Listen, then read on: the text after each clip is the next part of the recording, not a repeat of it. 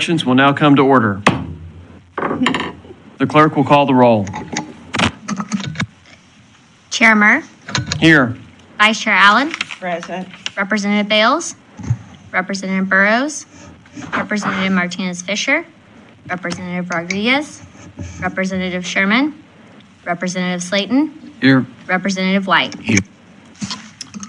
A quorum is present pursuant to Rule 4, Section 16A for the sole purpose of taking testimony. And before we begin, I'd like to thank everyone for being here today. We appreciate your time. Today, the committee will hear from both invited and public testimony on the remaining interim charges issued by Speaker Phelan. And then I also have a comment, but before we proceed any further, does any committee members have anything they'd like to share or add today? No, but I would like to, You reaching? thank you. I'd like to make a statement on behalf of my colleague who is unable to be here today and expresses his regrets. And so I'd like to read his statement if you don't mind. Please go right ahead, Vice Chair Allen. To Chair Murr,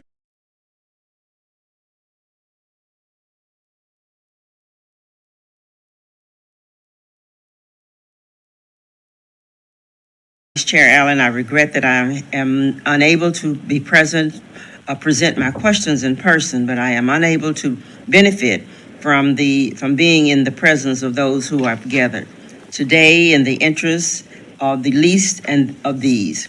The work we do is important. I know we have one who reminds us of this, but I know I am speaking to the choir. That said, Chairman Murr, please note that I am submitting my questions to Director Collier and Superintendent Hartman to be included in their respective presentation. Thank you for your utmost consideration, Chair and committee members. Honorable Representative Sherman. Thank you. Any other committee members like to say a few words before we begin? So, before we begin working on the interim charges that were issued by Speaker Phelan, I'd like to take a minute for the committee to hear from various agencies and programs that the committee has jurisdiction over so that we can receive any updates. Okay. Since these are not bills, all witnesses will be testifying as neutral for purposes of the witness affidavits.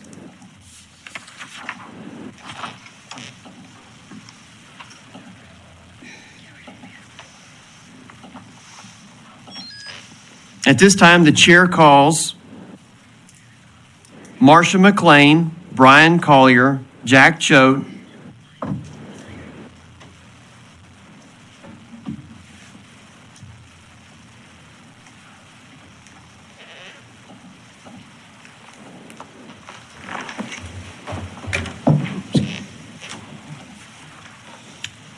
good morning, and as always, before we begin, if you would each state your name and agency you represent, and we've already taken notice that you're testifying neutrally.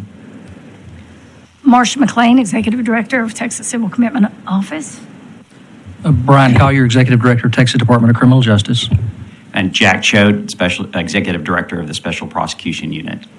Thank you so much. And I will allow you all to start in whatever order you proceed. How about in the order that you've just introduced yourselves? Thank you. Okay. I want to talk a little about what we've been doing since the last legislative session, and since we had no new laws we had to implement, we focused mainly on programming, case manager safety, facility extension, and caseload growth.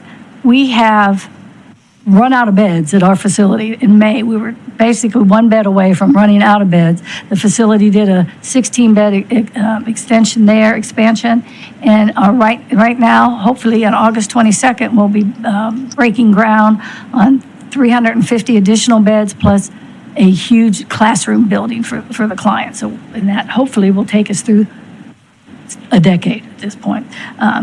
We focused on case manager safety. This year, we bought body cameras. Our case managers in the field do 24/7 visits on the clients that are home and living in the community. So they may be showing up 2, 3 in the morning or whatever time. And the body cams that we got are live action body cams. They stream as they go into their houses.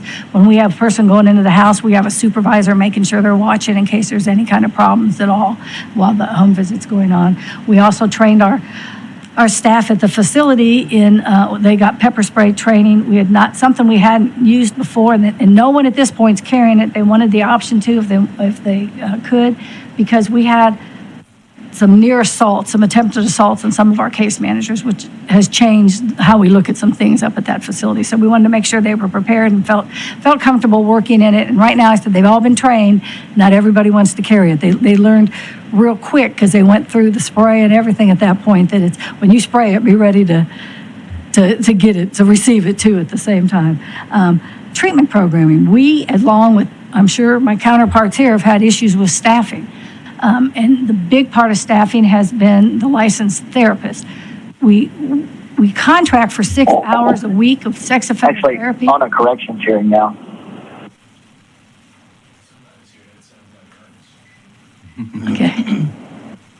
Okay. Hold on one moment You bet. and we had one member who was attempting to attend virtually, but we hadn't.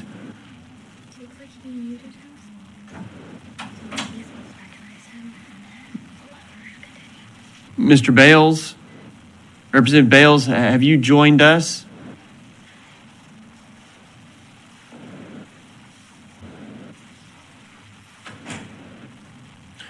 Once he's able to actually connect, we'll recognize him, but Ms. McClellan, please continue with your testimony.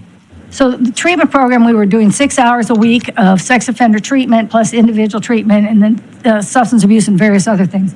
With the problems they've had in hiring some of their therapists, we've reduced it to 3 hours of sex offender treatment just until they get enough therapists, and they just now are going to be hiring 5 more, so that should get us back up to the 6 hours. But in the meantime, our staff came up with something we called Project Change, and we developed some programming. It's not sex offender treatment, but we developed programming where they can use some skills they developed in that treatment in real life. So we've got a lot of peer mentoring going on and leading of some groups out there.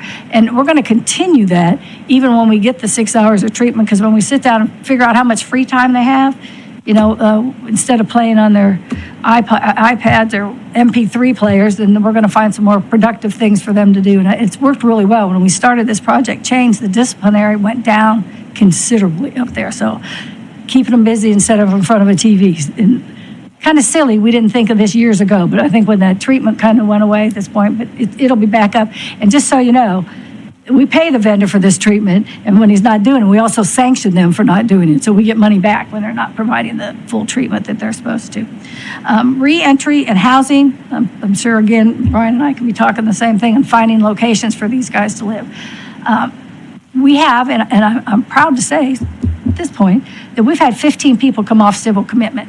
Prior to 2016, no one ever got out of the program.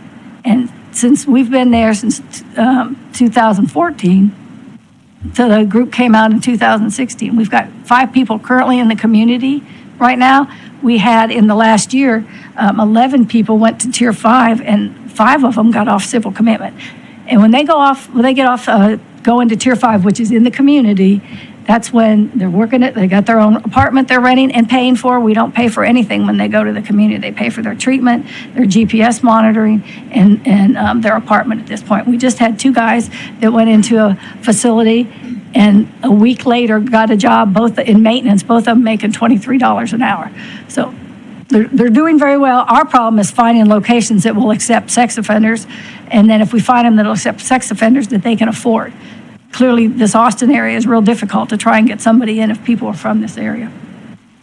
Healthcare expenditures is skyrocketing. I mean, you'll probably hear that. You guys are going to be hearing that for the next year around here, that all the expenses are going up. Our guys are elderly, generally have all kind of diseases and long-term things, so that expense is going up. That we're trying to do the best we can, working with the vendor and the staff they have in their in-house clinic to try and lower that. And caseload growth, it's gone up from, we're currently at 415 people are in our facility. We anticipate close to 526 by the end of 2024. So that's moving up at this point. That's kind of a brief overview what we're looking at. And do you happen to know the statistic off the top of your head as far as capacity? What has been your average capacity? Oh, the average, I mean, average capacity, I can tell you the I know it beds. changes and it's really a They can house, timeline, but I didn't know if you maintained it. Was it typically bed space is 65% or 80% filled? oh no, our bed spaces are like 99.9%. I know, I was just giving you an example how Okay.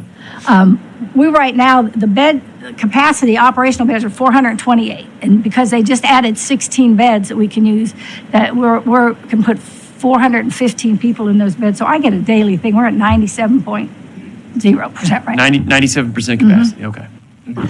Mr. Chairman, could I squeeze in here? Chairman White, absolutely. Thank you. On the healthcare, what's the general, do we have a median age of these folks that? 57, I think, right now is it. Okay, so we've got a fair number that are 65 and older? Oh, yes. Okay, do we know if, and I don't know, sometimes they are, I mean, it's incredible, but do we know if any of them are eligible for Medicare? They're not as long as they're in a confined facility. This is something we work, and we even try it every Right. year trying to get. Okay, so I thought this was, just for the people that are just listening to this, okay, I thought this was civil commitment? Yes. Okay.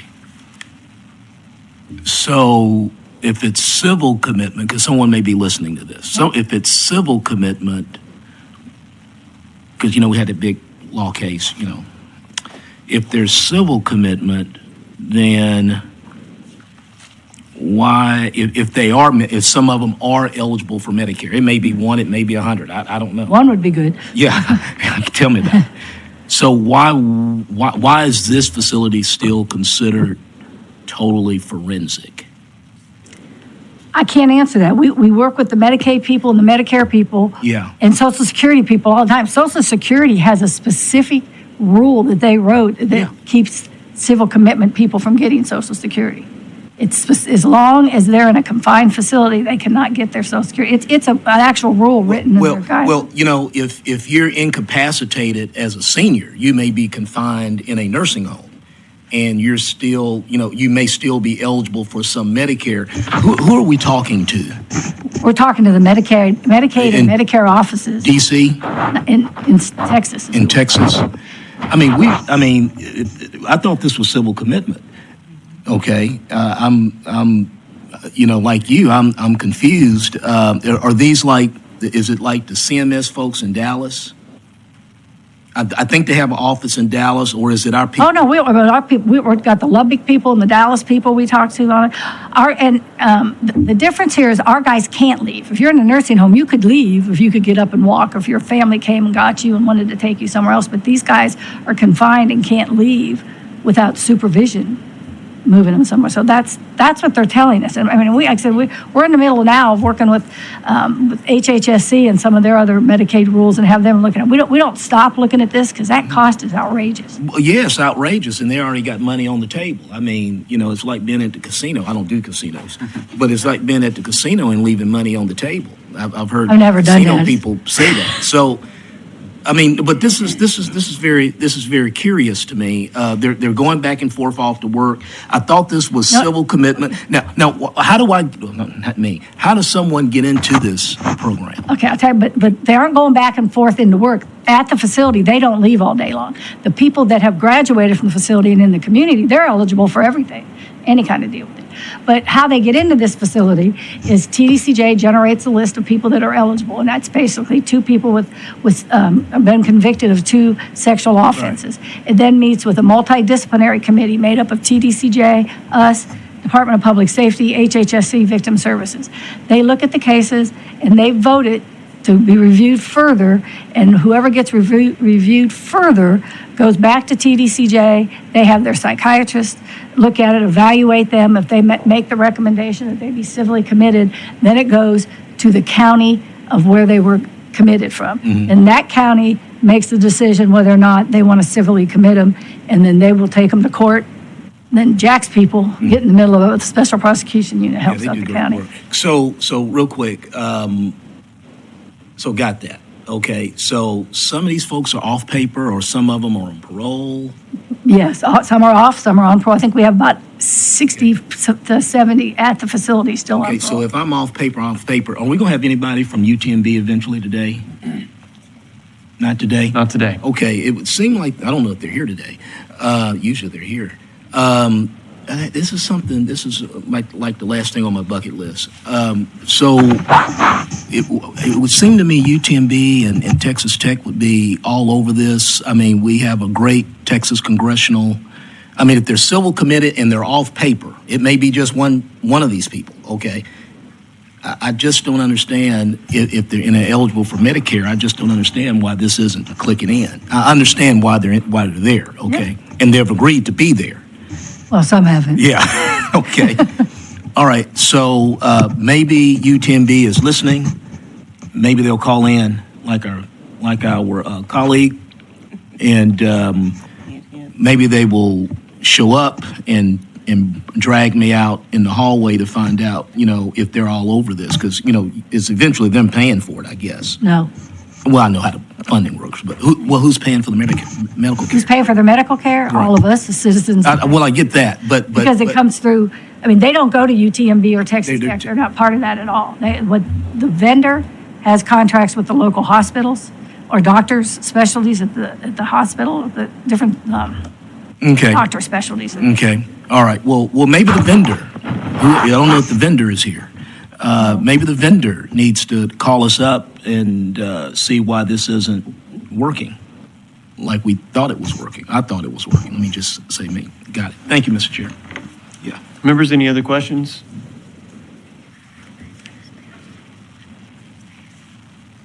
Oh, and at this time, the chair recognizes that Representative Bales has joined us virtually. And now, Director Collier, with your remarks and overview of status update for your agency. Yes, sir. Good morning, Chairman Murr, Vice Chair Allen, and members. I'm Brian Collier, Executive Director, Texas Department of Criminal Justice. First, I was going to talk to you real quickly on just population, kind of where we are, and then talk about projections and then some of the things going on in the agency. Currently, we have 98 facilities that we're operating.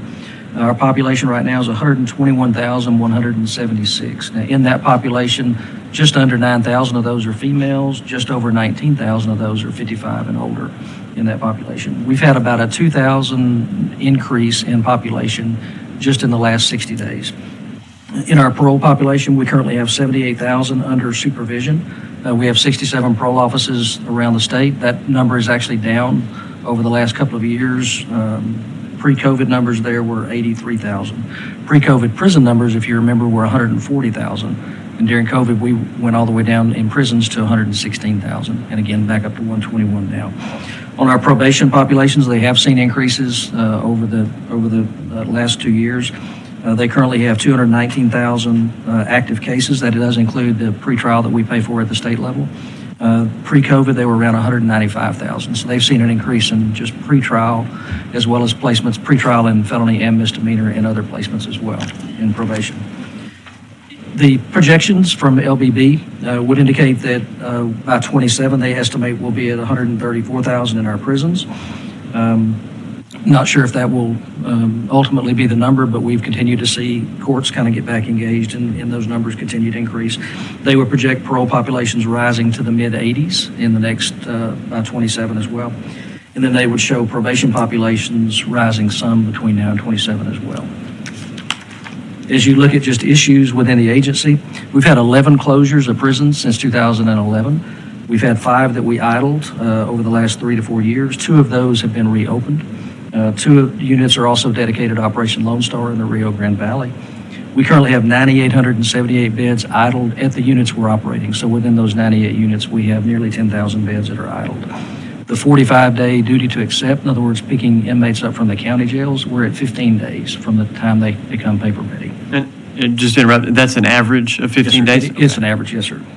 Staffing, which is our most significant operational challenge and has been for the last 2 years, we hit an all-time high of 8,000 vacancies earlier this year.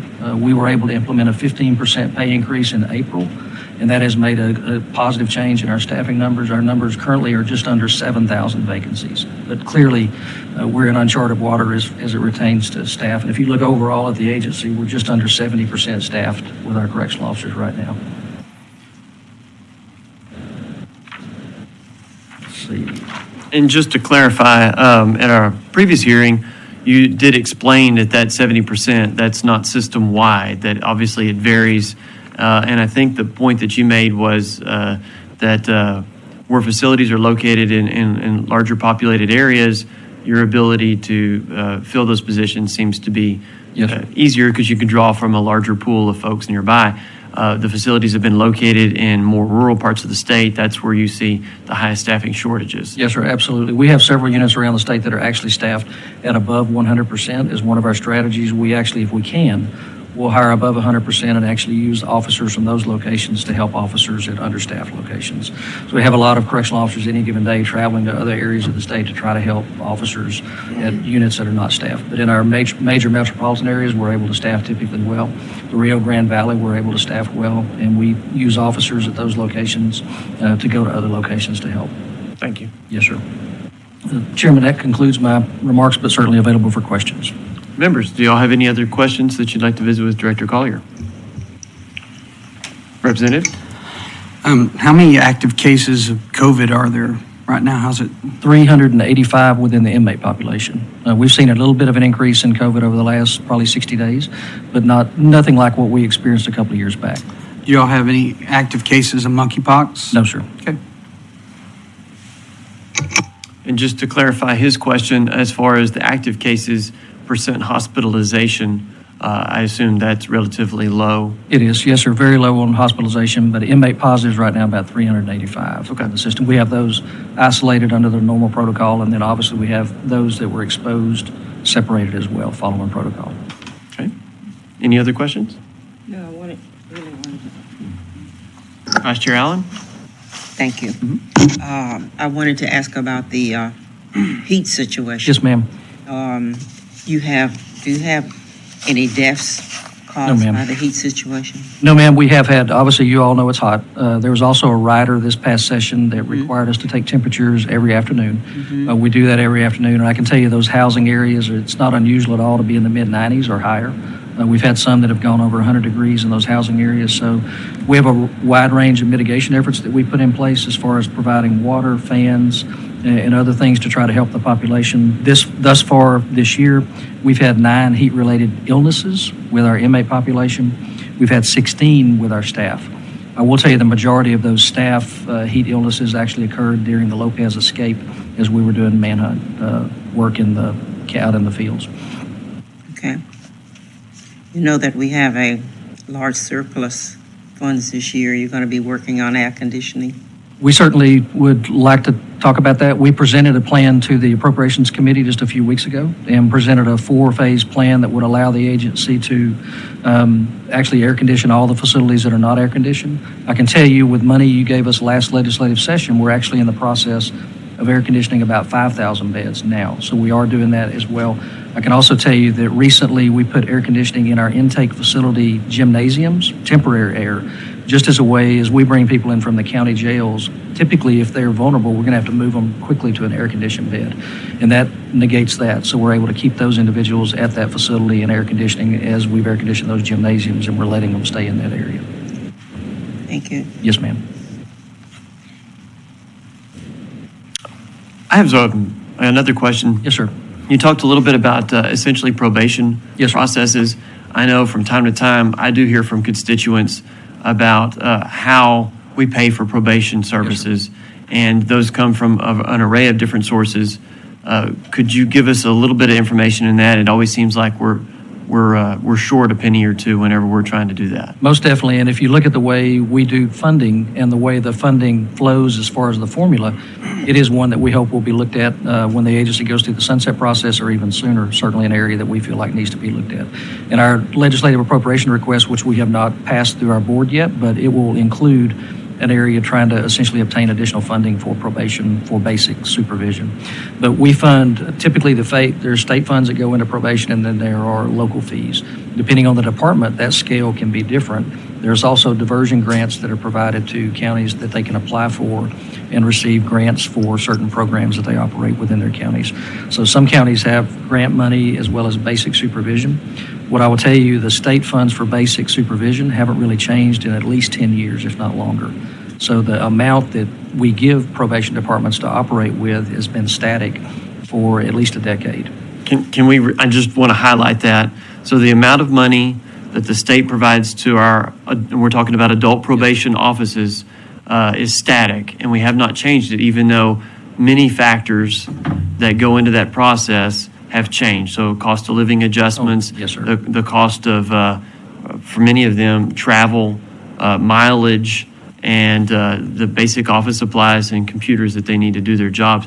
All of those expenses have gone up. Yes, sir. And what you'll see departments are having to do and have had to do over the last 3 to 4 years are collapse officer positions to basically be able to retain and hold on to staff that they have and be able to hire, as well as manage some of those extra costs that come in. I have personally witnessed that. Yes, Yes. sir.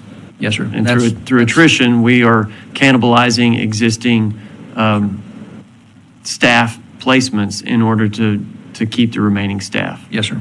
And I think that's been a strain on everyone. Very strained. Yes, sir, absolutely. We meet regularly with probation chiefs as well and representatives from those chiefs, but they have really pre and during the pandemic, they were the biggest part of the agency hit first up as far as the things that happened as a result of COVID, and then post-COVID. They've gotten hit with pretrial. Many of those departments have been asked to do pretrial even though there's no funding for it, and they've done that, but at the same time, they're not funded at the state level or the county level many times to do that, and they've had to absorb those duties as well as try to keep up with cost. And with the paradigm, this is my last question on the yes. topic, and with the paradigm shift through the pandemic process, I think that there's been an increased reliance upon technology Yes, sir. for them to do their job to provide those services. But I don't know that any budget changes have accommodated the increased demand in that technology being made available. You're absolutely correct. So Yes, sir. any of that's really coming from the counties, if the counties can afford to do it. Yes, sir. Otherwise, I don't know how we're paying for that. Correct, yes, Okay. sir. We were able to return some money back to departments as we have a requirement to do a refund in the departments as far as leftover money. We're able to return some of that back to them to use in basic supervision, but clearly their basic funding is an area that needs a shot in the arm for sure. Okay, thank you. Yes, sir. Members, any other questions?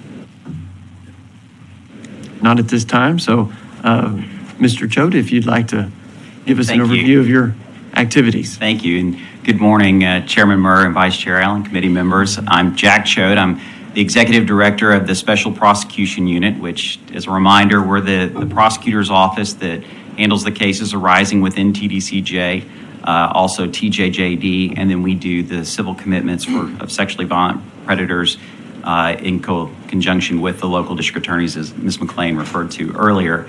And I intended to keep my comments focused on the criminal division, which handles the TDCJ cases and the civil commitment cases. If you have questions about TJJD, please feel free to ask me those as well. But I will start with our criminal division and handling the cases that come out of TDCJ. I think we're no different than your local district attorneys.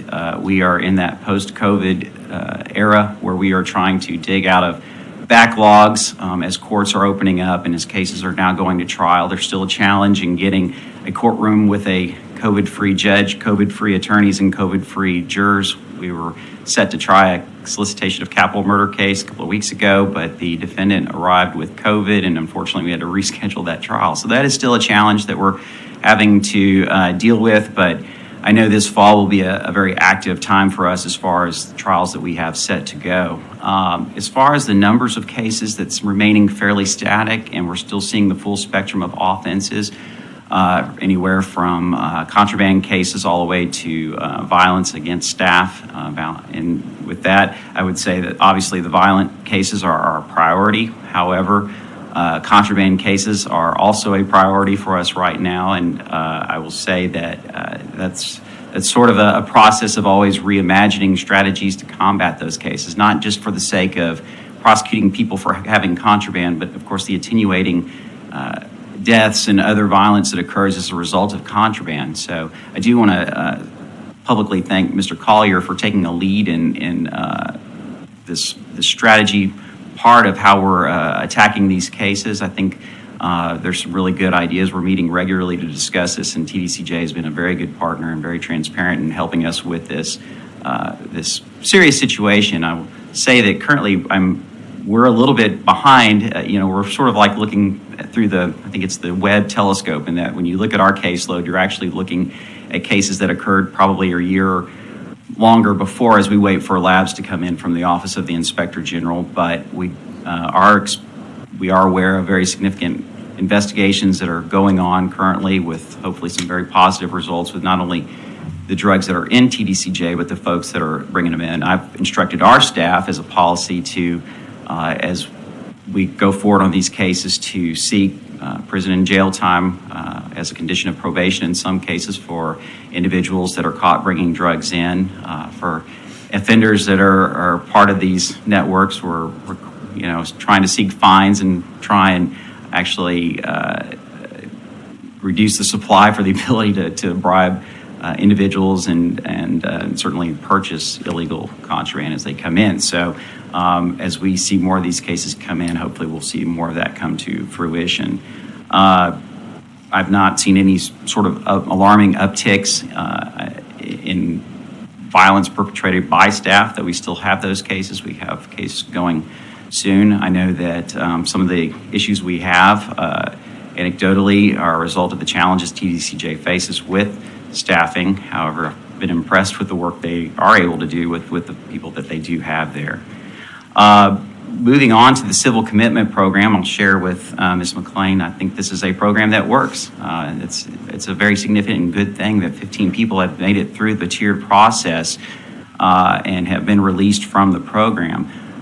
We do see an uptick in numbers of these cases. As Ms. McLean alluded to, we are budgeted to handle 50 cases a year. That's supposed to be the worst of the worst. That's what the law requires of these individuals. As these cases have come out since the change in the law, I think we have seen the numbers go up somewhat as district attorneys wish to pursue these cases. I think us being involved has helped sort of moderate that process and make sure that we're using experts that are not just telling us what we want to hear, but really making sure that we're targeting the individuals that the law requires us to target. Currently pending, we have about 54 cases. The attorneys that handle these cases for us, I'm not even sure I'd recognize them anymore. They're on the road so much. We've tried 39 cases already this year. As I said, we're budgeted to handle 50 cases. So here in August, we're sitting at 39 trials with 5 more to go just this month. That gets us to roughly 75% of the year already. That makes for a pretty weary staff, but they are impassioned about what they're doing, and they, I think, have been getting noticed. I think the greatest thing about the change in the law, frankly, is that the citizens of the state of Texas are noticing that the state of Texas is doing this and are feeling good about this process, and that we're doing something about these very violent individuals. That's what's going on in our office. It's, as I said, very busy, and I certainly avail myself to any questions that you might have.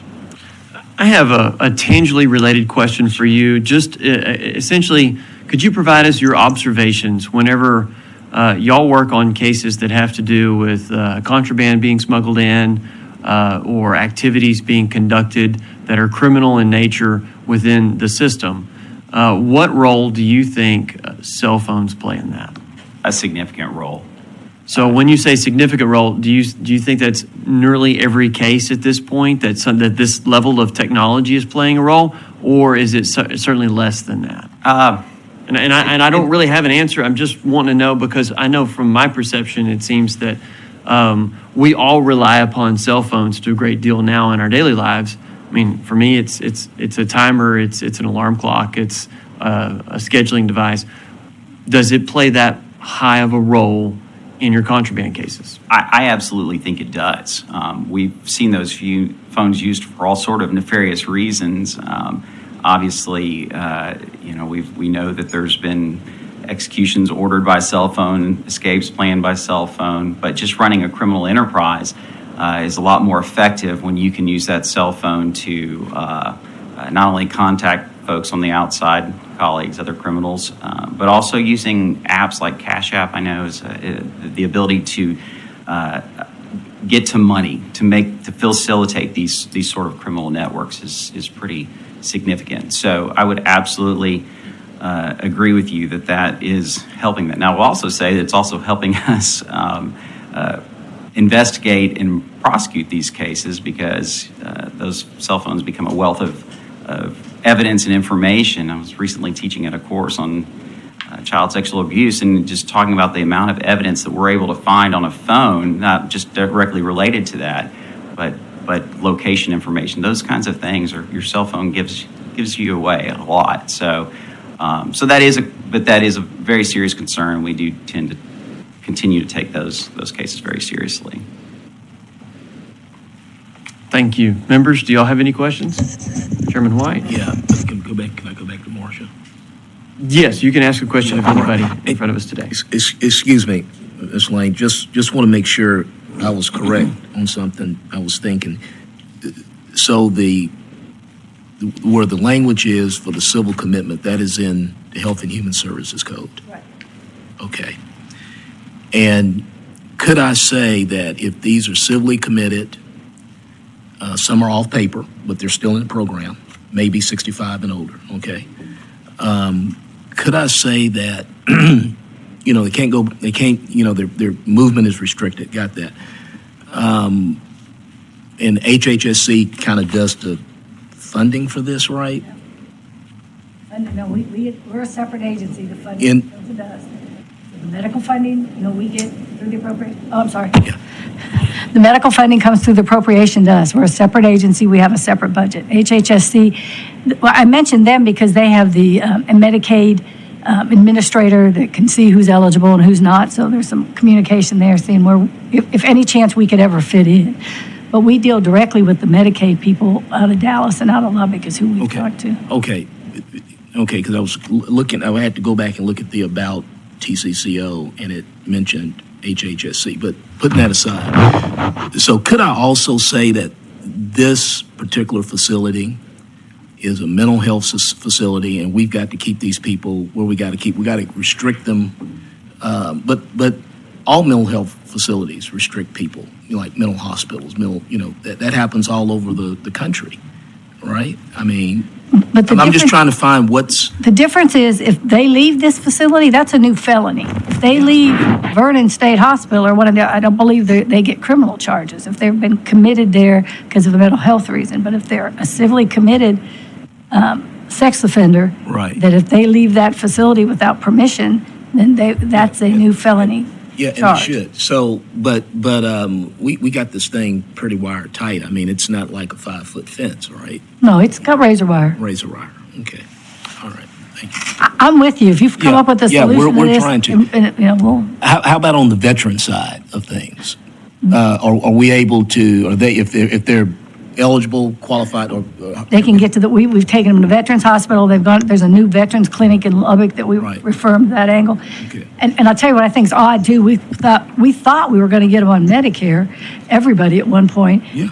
But they have to sign up. When they turn 65, they're allowed to sign up, and they're told to sign up. Yes. But they can't get any benefits till they get out of the program. Okay. All right. Thank you. Mr. Cho, did you want to add? If I may just address Chairman White and your concern, I would share your logic on that, and it is clear that it is a civil process, and this is what we tell jurors, that it is a rehabilitation, significant sex offender treatment process, and so you're dead on if that's, and not only is that just the observation, that's what the law says, and that's critical because for the United States Supreme Court to say that this is a constitutional thing to do, they've said that this must be a civil process. So, and I would also note that the federal government also has their own civil commitment program. So, Members, any other questions? Director Collar, before we go, did you want to add anything to my line of question, just about the use of cell phones and their role that they play as far as contraband cases or criminal activity that occurs within the system? No, sir, I would happily do so.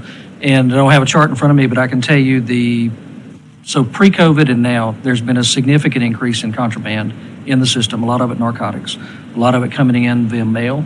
We've had a 450% increase in drugs we find in the system over the last 5 years. I would say contraband cell phones are the root of all that traffic and root of much of the illegal activity that goes on.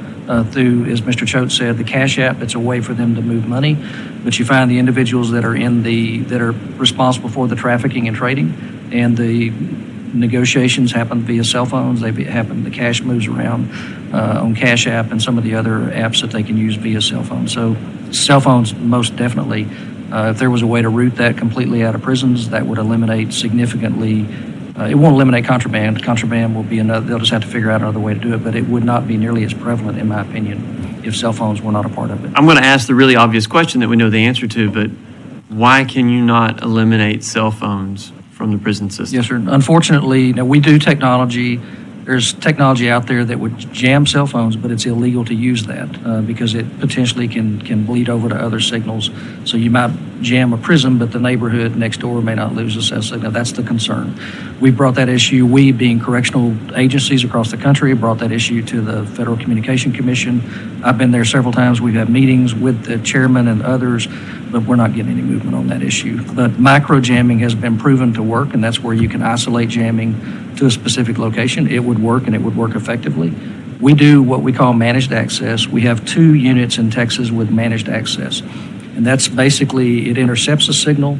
It doesn't block it or jam it, but it's similar technology in that it manages the signal and doesn't let it get out.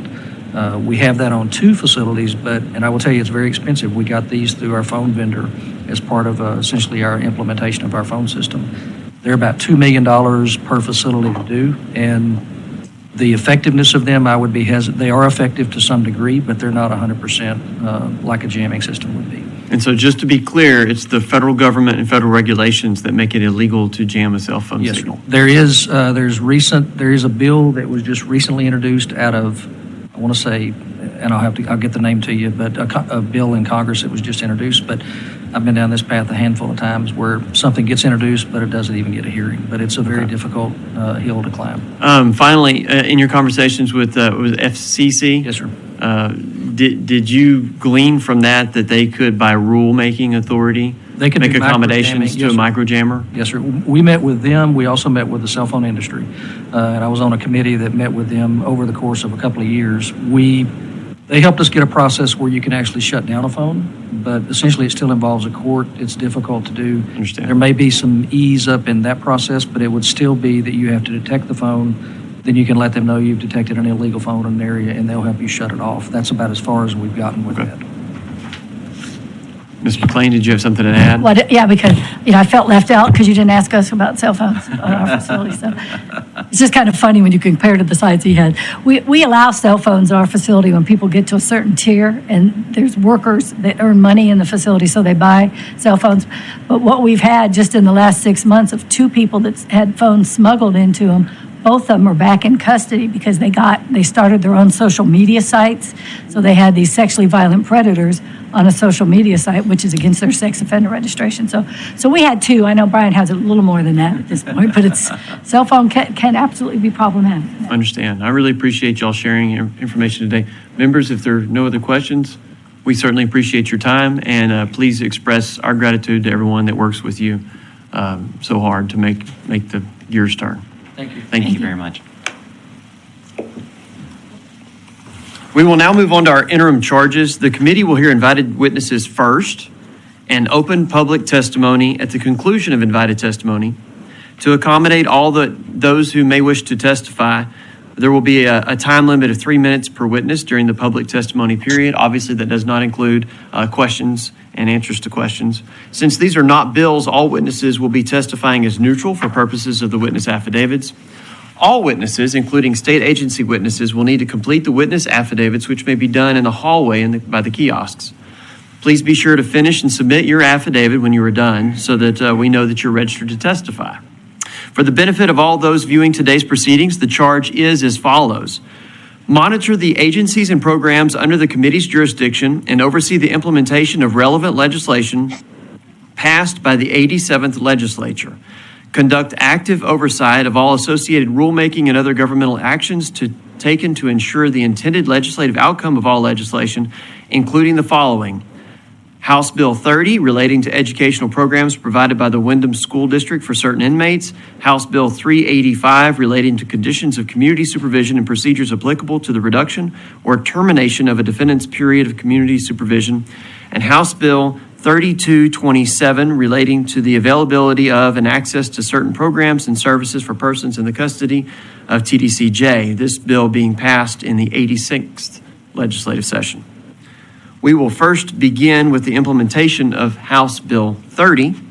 And just to give you a summary so that it's not just a number, because I walk into it as well, referring back to House Bill 30, it amended the education code to require the Wyndham School District to develop and provide an educational program that includes the curriculum requirements for a high school diploma or a course of instruction that prepares the person for a high school equivalency examination to each person confined or imprisoned in TDCJ who is not a high school graduate, is younger than 18 years of age, and is eligible to receive special education services and younger than 22 years of age. So I wanted to go back and refresh that because we've had lots of bills come up before, and you just throw out a number without context, and I think it certainly adds to it.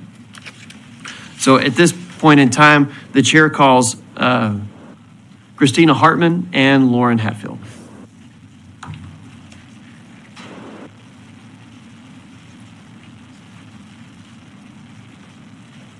And then I'm going to ask you, right after you give your explanation of your name and who you represent, if it would be so kind as to also just give us a brief overview of Wyndham School District since we've had session and any changes or updates that are going on. So we certainly appreciate that. Sure. So good morning. Christina Hartman, Superintendent with the Wyndham School District. I'm Lauren Hatfield, the High School Coordinator with Wyndham School District. Thank you so much. Okay, and I'll start with the update. So certainly, as is with all other organizations, COVID has presented some unique challenges, and we've come up with some creative process improvements. So as you know, the Wyndham School District serves incarcerated individuals within the Texas Department of Criminal Justice. We are currently operating at 85 campuses and serving approximately 55,000 students per year. Instruction is provided by certified teachers. Counselors, student advisors, and principals are also located on the campuses. We operate 73 campuses for men and 12 for women. In our academic programs, we have literacy, high school equivalency, and now the high school diploma program. Some process improvements that we've seen since the last legislative session include implementation of enhanced technology. We have handheld study buddies now that the students are using. Also, at a couple of campuses, we have secure online access for students to receive instruction. We also have updated our curriculum that aligns more closely with the high school equivalency standards. And we have updated instructional software that is more conducive to adult learners and the context in which adult learners are more interested. We also offer English as a second language courses and career and technical education courses. In terms of our CTE courses, process improvements include the development of a pilot for interest inventory for students and student advisement to make sure that we're really honing in on the area that is of interest to the student and that has a good employment outlook in Texas. Supplemental services we offer include special education services. So our students who receive special education services are identified through the Child Find process, much like public schools. We use the Texas Education Agency's record sharing, TREX. We also have diagnosticians that interview any student that is within the age range that may be eligible for special education student services. We do interviews with the students for them to self-identify if perhaps they're out of state and we're waiting on some records, and referrals from teachers as well. We currently have about 350 students who are eligible to receive special education services under the Individuals with Disabilities Education Act. In terms of parental involvement, parents are invited to participate in the meetings, the admission review and dismissal meetings with the students. As is the case with public schools, there are times when the parents are able to do that and times when they are non-responsive. But certainly we do reach out to parents to be involved in this process. And all of these students have individualized education programs in accordance with the law. Also offer Title I services, and process improvement is that we have changed our model from these students having to do an additional 3 hours of class with the Title I teacher to bringing the Title I teacher into the classroom to provide supports for students who are under the age of 22. They also do services where they can pull out students for tutoring, but our previous model was that these students would always have to go to an additional 3 hours of class with the teacher. They didn't necessarily enjoy that. They would rather go to 3 hours of academic with a teacher embedded helping them for additional assistance, and then perhaps 3 hours of career and technical education training. We did have the opportunity to apply for and receive a technical assistance grant from the U.S. Department of Education for integrated education and training. This is a model where the academic instruction is contextualized. So, for example, if I'm in a plumbing course, all of the reading that I do is related to that trade. All of the math that I do is related to that trade.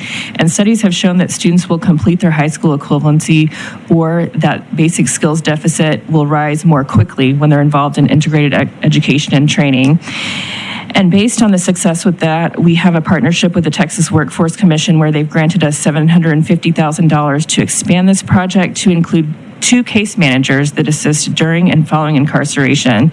This will be the first time that the Windham School District has dedicated case managers to assist individuals post-release with things like employment. And our hope, as Brian Collier has mentioned several times in different meetings we've been in, is that people will be employed prior to release. So we're looking at things like Zoom interviews and community employment. So the day that they walk out of the door, they've got a job to go into.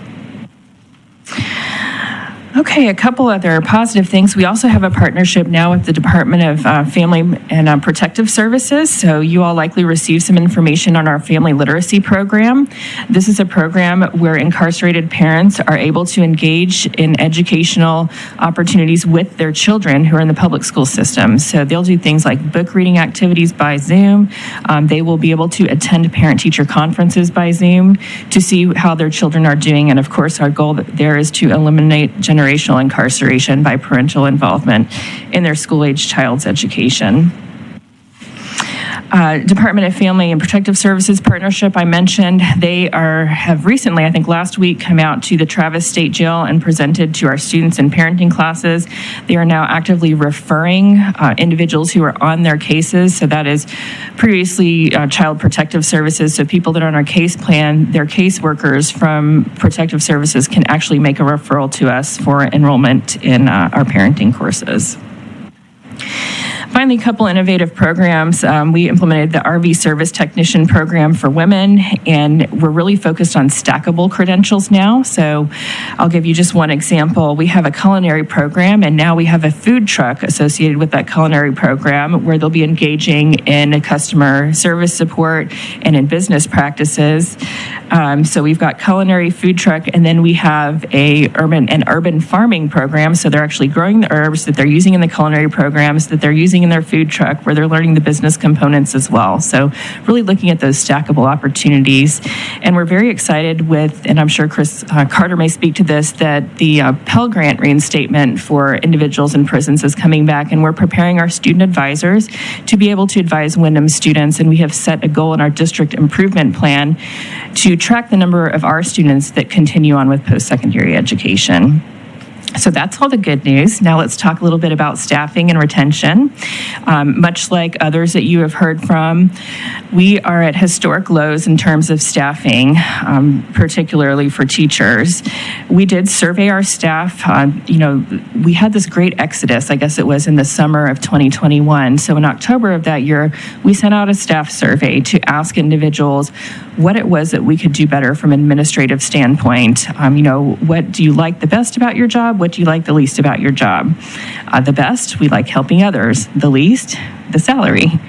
And technology was in there somewhere as well. So just to give you a brief overview, right now we're at an 82% fill rate for all staff. And for teachers, we are at a 77% fill rate. Our turnover is 22%, and we always want to do better than that, but hearing from others, I'm actually feeling pretty good about that. Our team meets on a weekly basis, the directors and myself, to discuss things that we can do to make our staff feel valuable, to improve staff morale, to recruit, and to retain employees. So in terms of teacher separations and hires, we are finally getting back to the point where our hires are exceeding our separations. And I think a lot of this has to do with a couple of things that, steps that we took in order to retain our teachers. We did offer a one-time stipend of $2,500 for teachers who signed their contract to continue into the next school year. And we did offer, with approval from our board, we've had to look at additional compensation for our staff. With that being said, that will be, I'm sorry, one more thing. Occupational licensing, Dr. Allen, I have to talk about that. We have implemented a pilot with Harris County where we are going back and contacting former students in regulated trades and offering to assist them with their occupational license and to pay for that because technically it is part of our program. And we're seeing some success in getting those applications submitted. It's a partnership with Texas Department of Licensing and Regulation. They have a dedicated employee who accepts those applications and begins screening them. That being said, it would still be extremely helpful if we could start this process prior to their released from incarceration. As I mentioned last session, when we look at commercial driver's license numbers, we're in the 90% in terms of people securing a CDL. When we look at things like electrical and HVAC, it's something like 15% because they have to apply following release. And we will be having some conversations about what we can do following this pilot to assist with that more, and then hopefully perhaps make some changes where we can assist with that prior to individuals leaving our care. Thank you, Superintendent. Vice Chair Allen, did you have any other questions that you wanted to visit with her about? No, I just wanted to say thank you because we talked about that last session. It was this session. But it would be nice if they could get it before they came out, you know.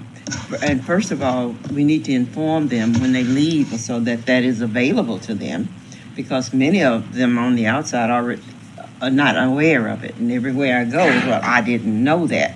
So thank you. And keep doing the good job you're doing. Thank you. You're doing a great job. Thank you. Thank you, ma'am. And so, Ms. Hatfield? Good morning. I'm Lauren Hatfield, the high school coordinator. So I'm going to talk about this high school program that House Bill 30. So first of all, thank you for that funding, provided me a job and our students at Wyndham this wonderful opportunity. So a little bit about our program. We do have two programs currently, one for our male students, one for our female students. And at the Ferguson unit, which is where our Matthew Gaines High School is located, we currently, we started a new semester on Monday and a new school year on Monday, and we have 36 students enrolled there currently. And 34 out of those 36 are under 22 or under, so they fall under that House Bill 30. We have 5 of those who are also receiving special education services as well.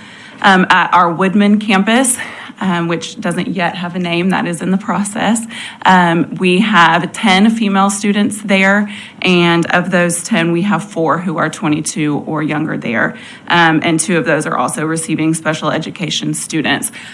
So my main job is to screen these students and find these students who are eligible for this program.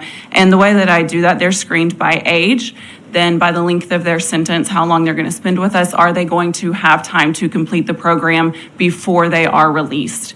Their special education status, custody level, and then the prior credits that they have earned. So because this is a standard high school diploma program and not an accelerated model, they have to have the time to complete the program, and we don't want them to be enrolled in this program if they're not going to have time to complete and earn their high school diploma before they leave us. Our teachers, we have 5 teachers, 3 at Matthew Gaines High School and 2 at Woodman. They are State Board of Education certified teachers in the subject areas that they are teaching. So they are very highly qualified and very wonderful and at their jobs. Technology, this is the most exciting part. So at Ferguson at Matthew Gaines, this was the first place that had the online access for our students, and it is routed through a cradle point, so it is secure, and they are able to take online courses to supplement the courses that we are able to offer. For instance, there are elective courses where we may just have one or two students who need a certain elective, so we are able to work with an online program to allow those students to earn those credits. Our teachers also utilize the online capabilities to bolster their curriculum and help them as well.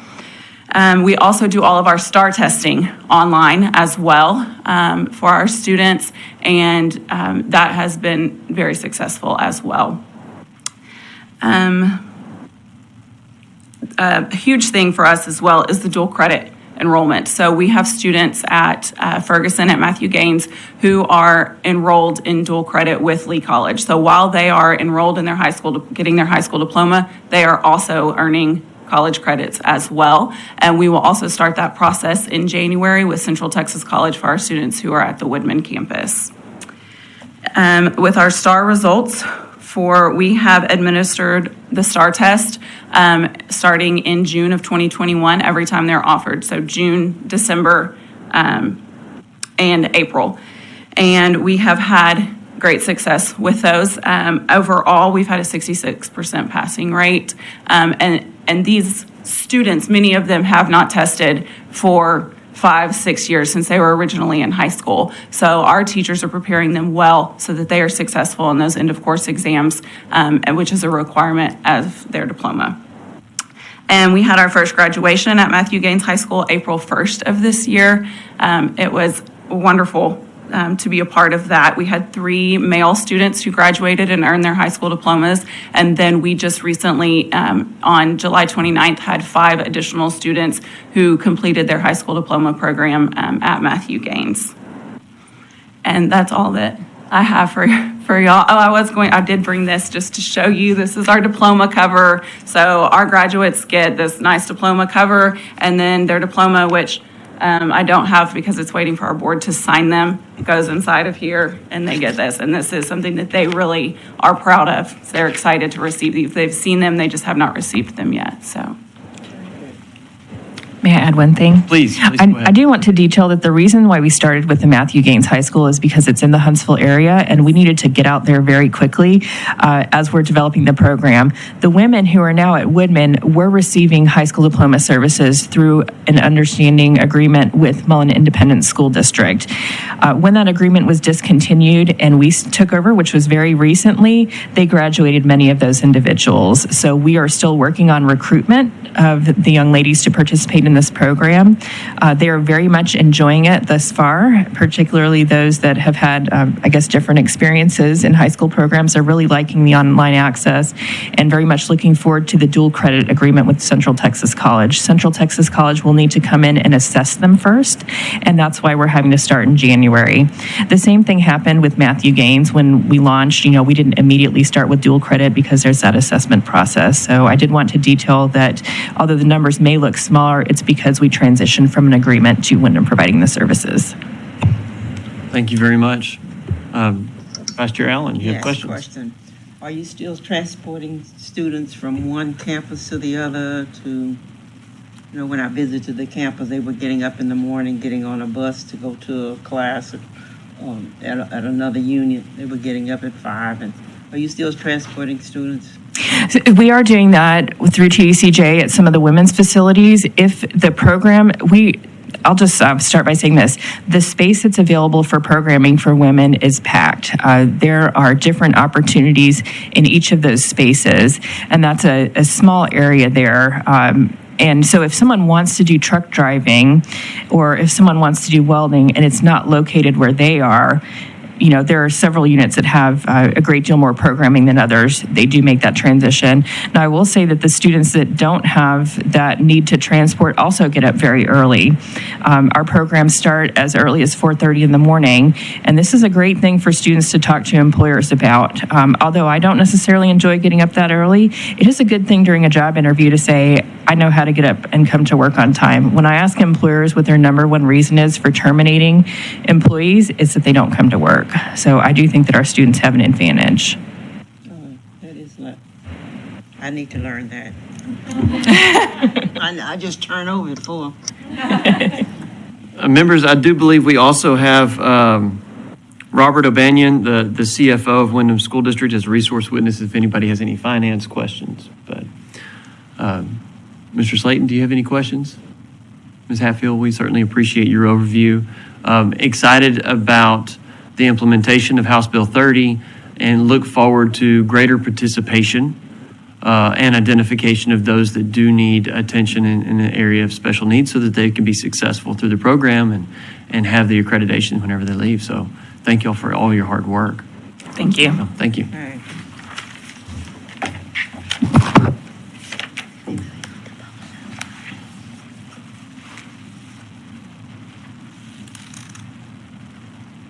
We'll now move on to public testimony regarding HB 30. So the chair calls Jennifer Toon.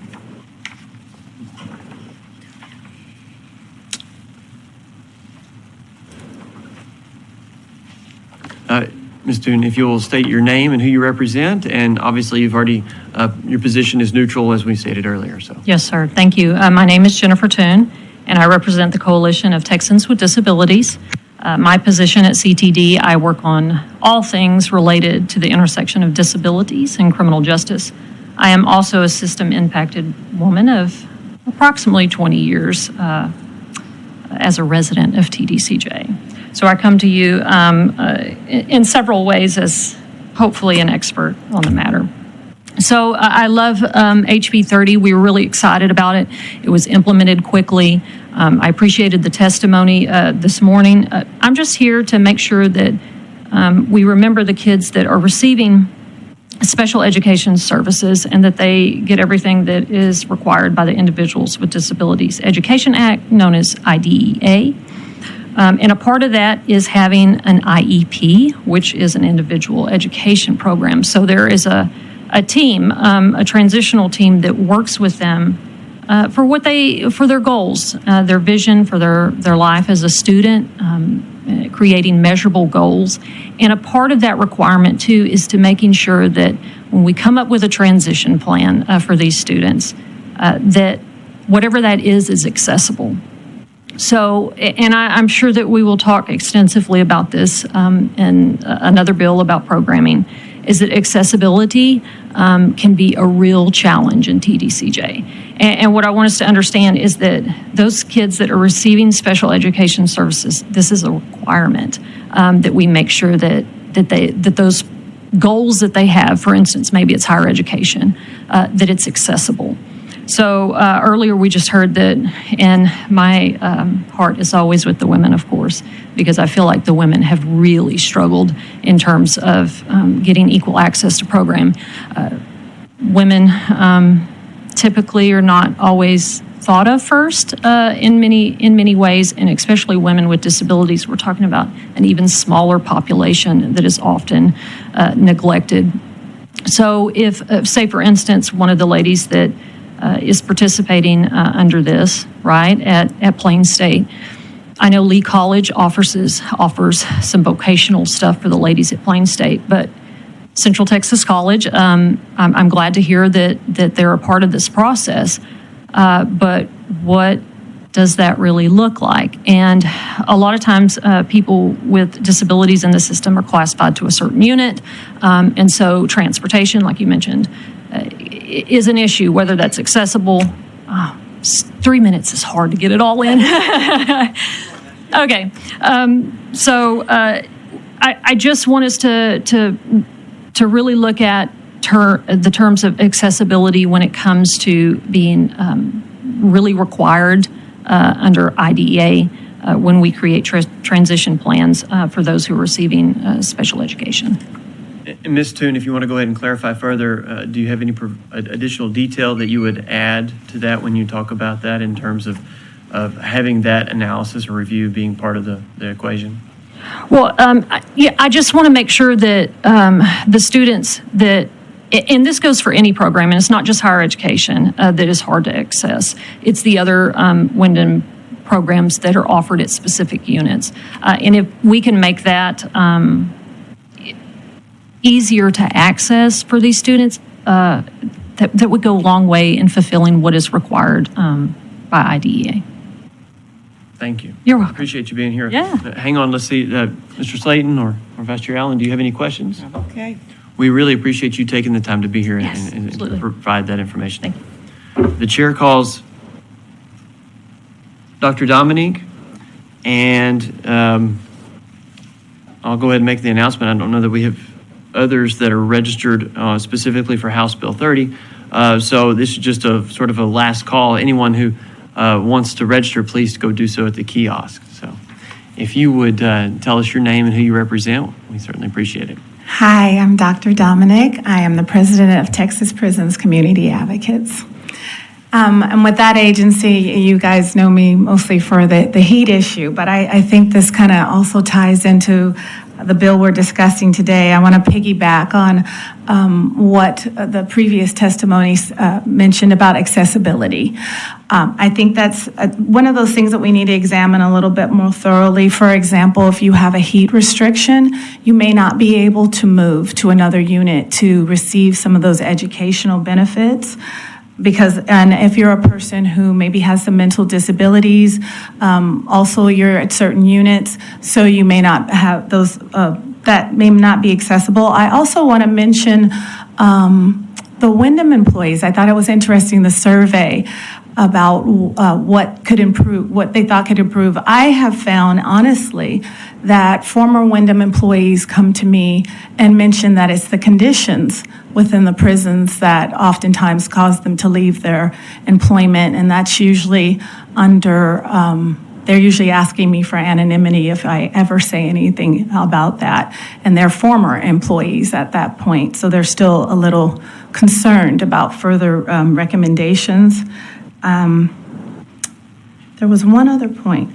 Oh, also, I mean, I think Wyndham is doing great work with this. I would just love to see this expanded throughout the whole system and be a bit more inclusive of several different populations. For example, if you're in segregation, you're probably an individual who is not as educated and you do need that assistance and you're not going to get that. And then, of course, I've got to mention, as a former professor, having someone study during some of these heat conditions. I wouldn't do that to my students.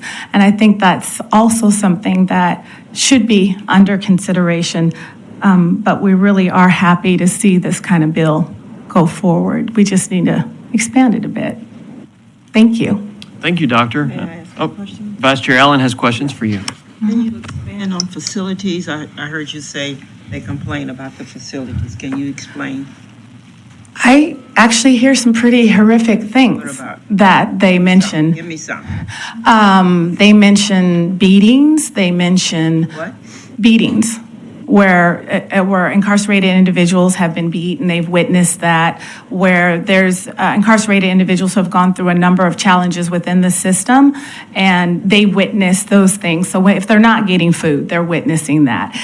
With all the things that happen with COVID, they're witnessing that. With them passing out in the heat right now and dying, they're witnessing that. And so those types of things are what they have told me, and they say good things about Wyndham itself. Honestly, they say that Wyndham is trying, but it's these conditions, and they feel helpless. They can't really get in there and help, and then they're scared of any type of retaliation that they would experience. So I'm trying to think of one. I spoke with a former Wyndham employee last week, and she had mentioned about individuals passing out and not getting their medical care, and just her frustrations of wanting to help people but feeling that she was limited to be able to assist them. Okay, I heard you. Thank you. Members, any other questions? Thank you, Doctor. We appreciate your time today. Thank you. Is there anyone else who wishes to testify on the implementation of House Bill 30? Seeing none, the chair at this time closes testimony on the discussions of the implementation of House Bill 30. The committee will now move on to the implementation of House Bill 385. 385 amended current law relating to conditions of community supervision and procedures applicable to the reduction or termination of a defendant's period of community supervision. The chair calls Carrie Green. to come tell us what that means.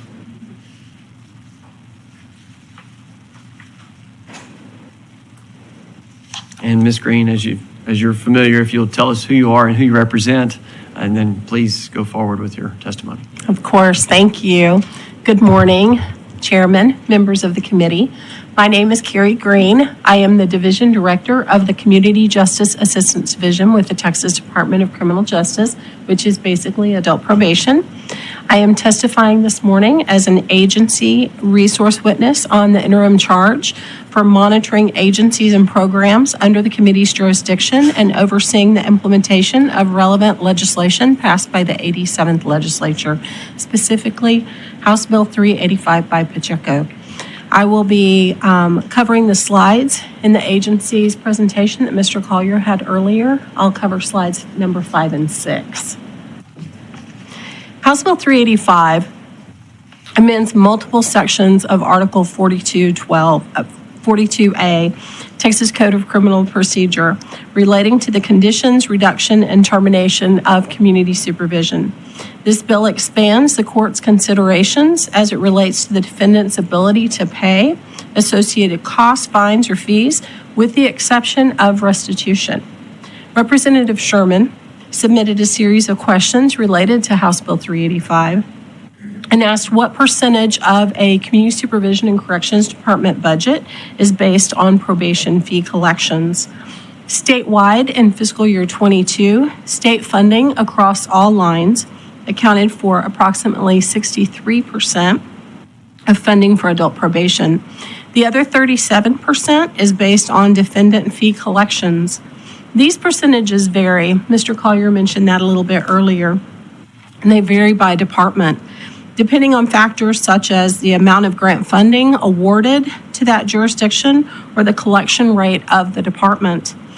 When you look at state funding for the probation departments, we have some departments that receive approximately 20% of their budget based on state funding. The other 80% would be from supervision fee collections.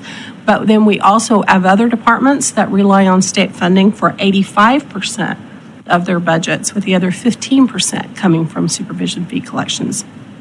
So you can see it really varies throughout the state.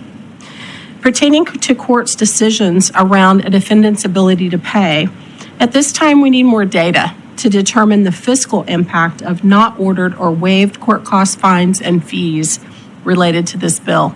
Currently, there's not enough data to determine lost departmental revenue based on fee waivers. House Bill 385 also created a specific avenue for defendants to request that the court reconsider their ability to pay associated court costs, supervision fees, program fees, reimbursement fees, or other types of fees.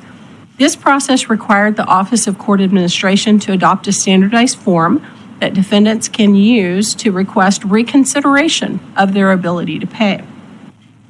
The instructions and information regarding reconsideration of a defendant's ability to pay and the standardized form to request reconsideration is available on the Office of Court Administration website, and it's dated November 23rd, 2021.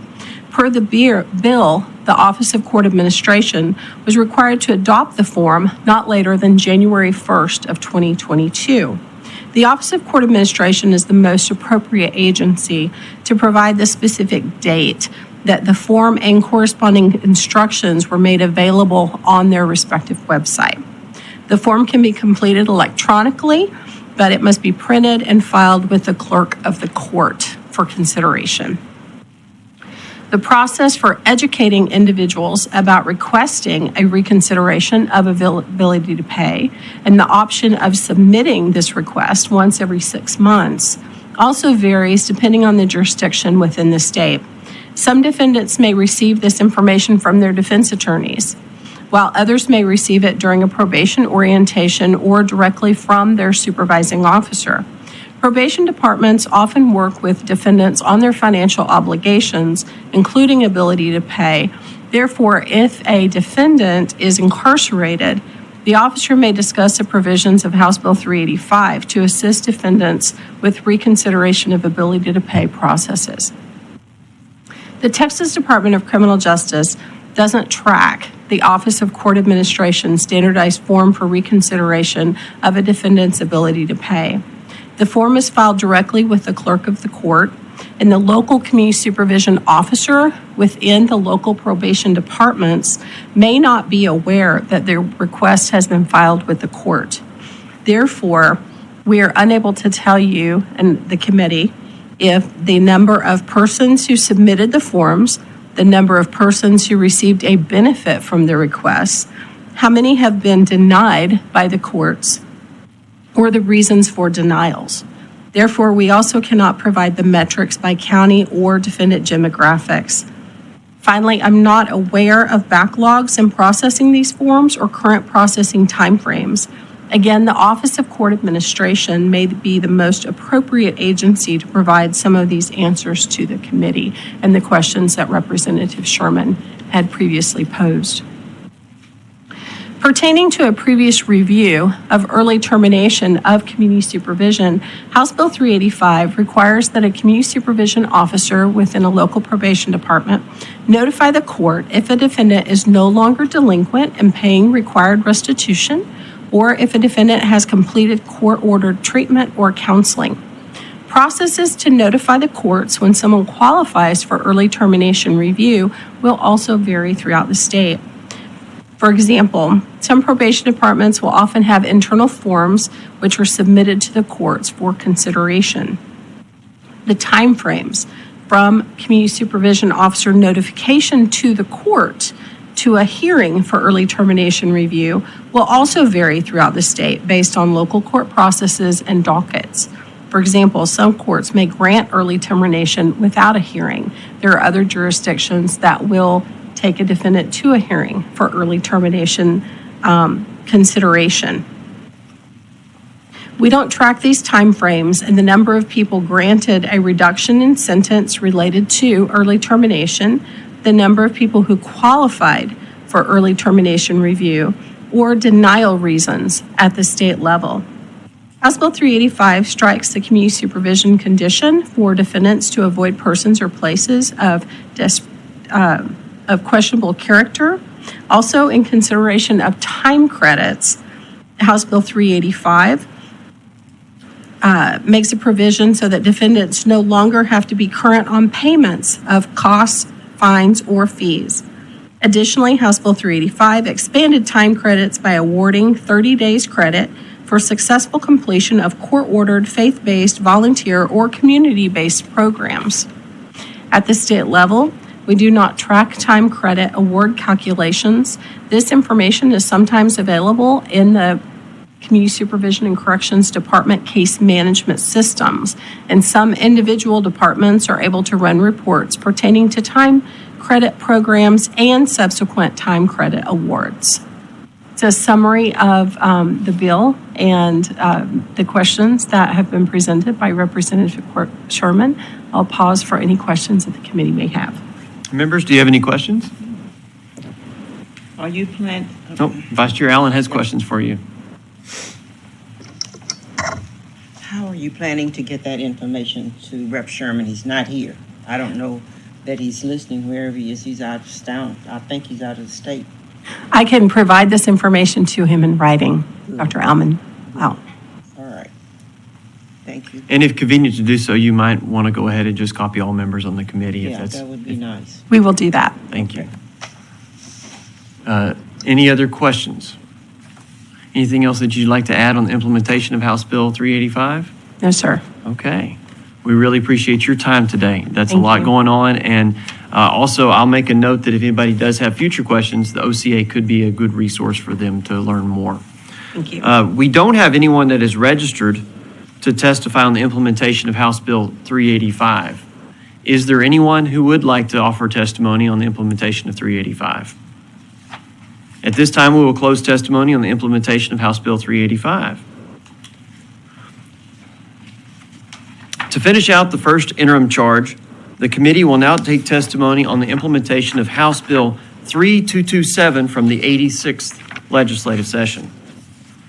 And just to give you a little bit of a background, HB 3227 required TDCJ to adopt and implement policies that would promote incarcerated women's access to educational, vocational, substance abuse treatment, rehabilitation, life skills training, and pre-release programs.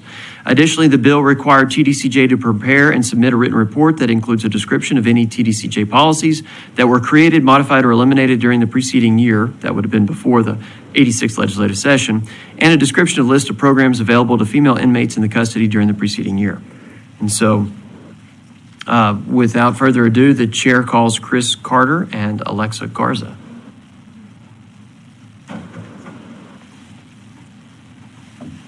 Good morning. Thanks for being here. And as we're all very familiar now, if you'll just tell us who you are and who you're with, and then please give us information about the bill. Okay. Good morning, Chairman Murr, Vice Chairman Allen. Good morning. My name is Christopher Carter. I'm the Director of the Rehabilitation Program Division for Texas Department of Criminal Justice. Today, I'll be testifying as a resource witness for House Bill 3227.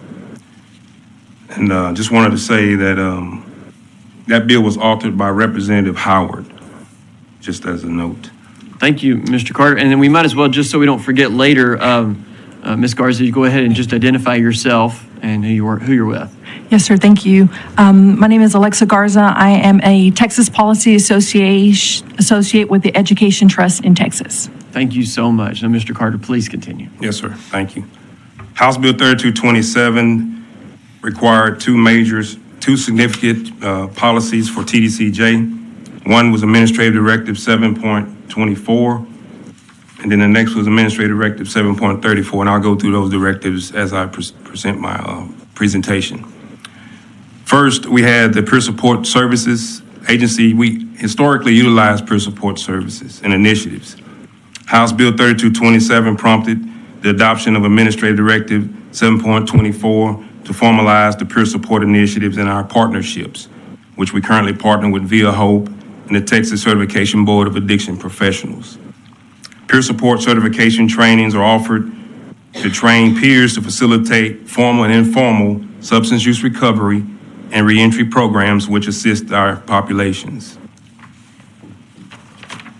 Okay. Some of the programs that we offered prior to the bill were informal. They were non-certified, but I will list them as well. In addition to those peer recovery and reentry programs, we offered peer educators, which were individuals that were trained to teach their peers on HIV awareness and health issues. Field ministers, individuals that receive a 4-year bachelor's degree in theology that minister to their peers throughout the facilities. We have a program called Life Skill Coaches, which is a program where peers are taught cognitive intervention, substance use awareness, and mental health first aid, and they also facilitate those classes amongst their peers. And then we also have what they call faith-based peer mentors, which help us with our chaplaincy programs, and they also facilitate programs amongst their peers in our faith-based settings. House Bill 3227, Administrative Directive 7.34 program for female offenders were implemented, which the agency now produces an annual report. And if you look on our website under publications, we have the 2020 report and the 2021 report published. The agency brought on a director of female programming, which facilitates monthly meetings, kind of like a working group to generate best practices. The agency has focused on eliminating disparities in programming opportunities. Just to give you a listing of some of the new programs that we've created since the implementation of the bill, we have what we call a Technology Assistant Treatment Program. That's where individuals are issued tablets so they could, when they're located in these rural areas, they still have availability to participate in their parole ordered programming. We created what we call the In-Prison Substance Use Treatment Program. It's a non-parole voted program for individuals that need intensive substance use treatment. We also have that program available for the ladies at the Halbert unit. The Strive Reentry Center, something that y'all probably familiar with. It's a reentry program at the Mountain View facility. It's 12 weeks. It's a pre-release program for the ladies that job readiness. Those ladies in the Strive program, they're interviewed by potential employers. They have jobs prior to release. Sycamore Prison Fellowship Academy, we implemented a 12-month academy, faith-based academy for the ladies at the Sycamore unit through partnerships with our prison fellowship. Hobby unit, Heart of Texas College of Ministry, we started a bachelor's degree program at the Hobby unit for female field ministers. So we now have that program in place at the Hobby unit. The Coleman unit started a program called Empowering Women Out of Prison, EWOP program. It's an entrepreneurship program to teach the ladies how to operate businesses. The Lane Murray also has a veterans program now, Veterans Dorm for the females. We have the Female Life Coach program, like I talked earlier about. These ladies are trained as peer mentors to facilitate programs throughout the facility at the Lane Murray and Mountain View units for ladies that struggle from substance issues, decision-making, and just life skills in general. We have the Peer Recovery Coach Program Academy at the Marlin unit for the ladies. That program requires 54 classroom hours, 25 direct observation hours, and 500 practicum hours. And once those ladies complete that program, they're certified through the Texas Certification Board to facilitate those classes amongst their peers. Classes such as staying sober, SAMHSA anger management, alcohol, drug, and the brain, those classes that they would typically receive in an inpatient treatment facility. The Manufacturing, Ag, and Logistics Department now has a on-the-job trucking program for the ladies that actually participate in hauling freight for TDCJ, so that's a new initiative. We have the Bambi program, the Babies and Mother Bonding Initiative. We incorporated a third trimester option, so those ladies that were typically released from prison prior to giving birth to their babies, they're allowed now to participate in that program to receive parenting classes, infant first aid, and just the basic life skills that's needed to be a good mother. Road Raider Freedom Program, we started what we call a second track to that program. Road Raider Freedom is a program for ladies that have been victims of sex trafficking, human trafficking, prostitution. Well, we have a peer recovery coach that also assists with that program, Kathy Griffin. So that program is designed to help these ladies re-enter society, start a new lifestyle, and kind of give them an opportunity to start over, kind of rewrite their chapter in their life. And that's very effective. Through Texas A&M, we started a bachelor's degree program at the Lane Murray facility.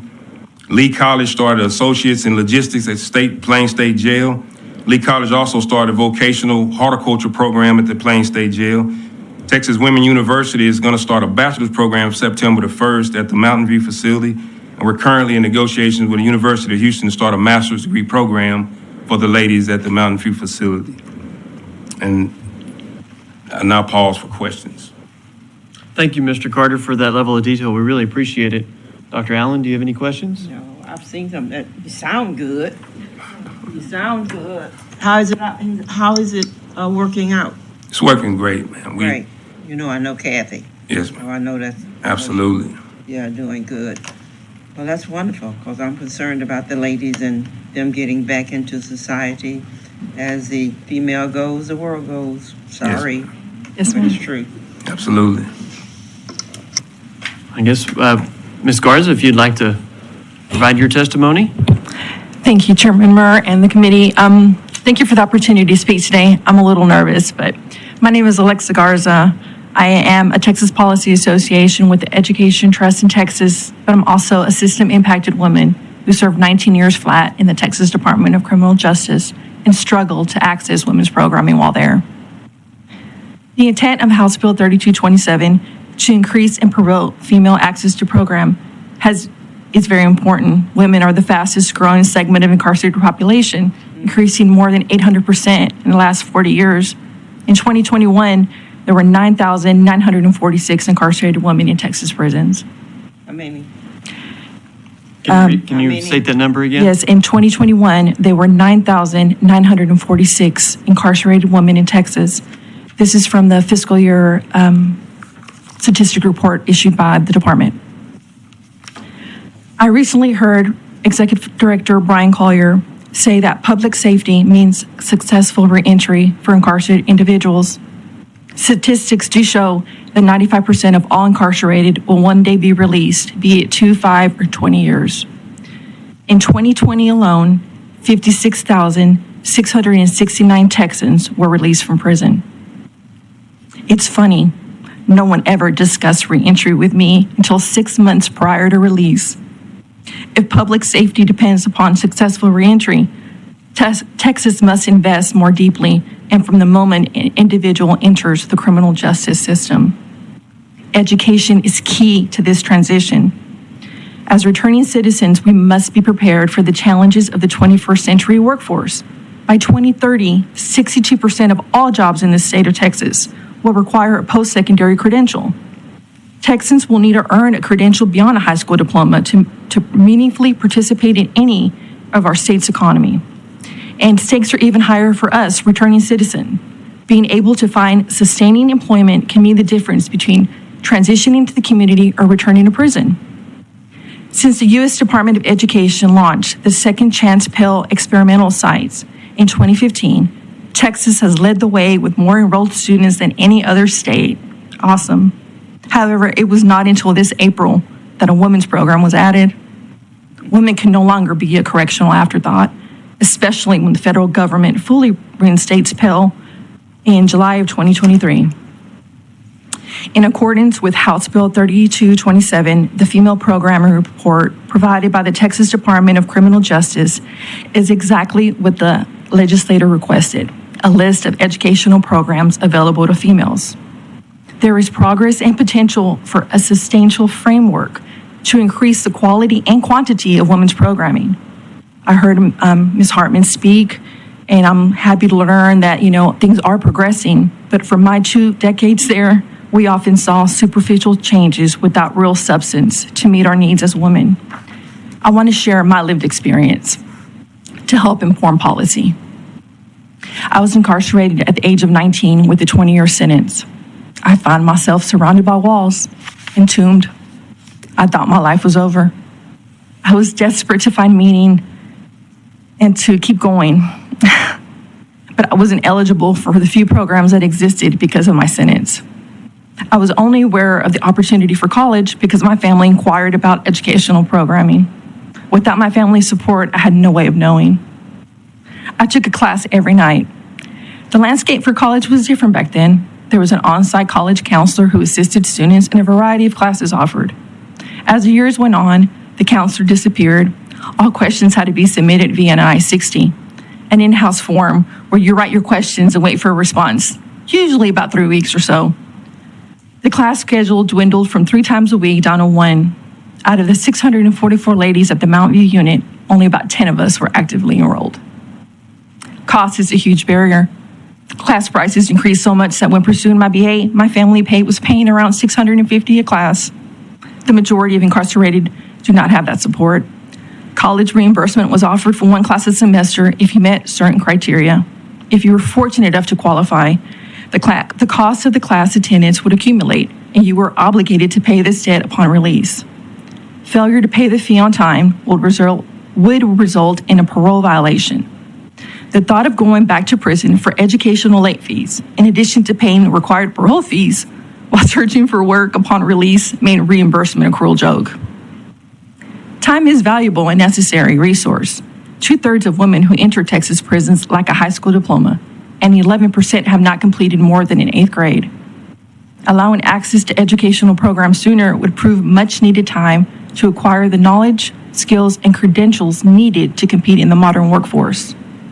And what no data can truly say is to capture the power of educational programming to empower people and provide them with a newfound sense of hope and confidence, which I can say positively affects the communities which I return to and the prison itself. Quality matters. Whether that leads to academic degree or vocational and industry credentials, prisons should ensure the coursework can contribute to individuals' post-release efforts.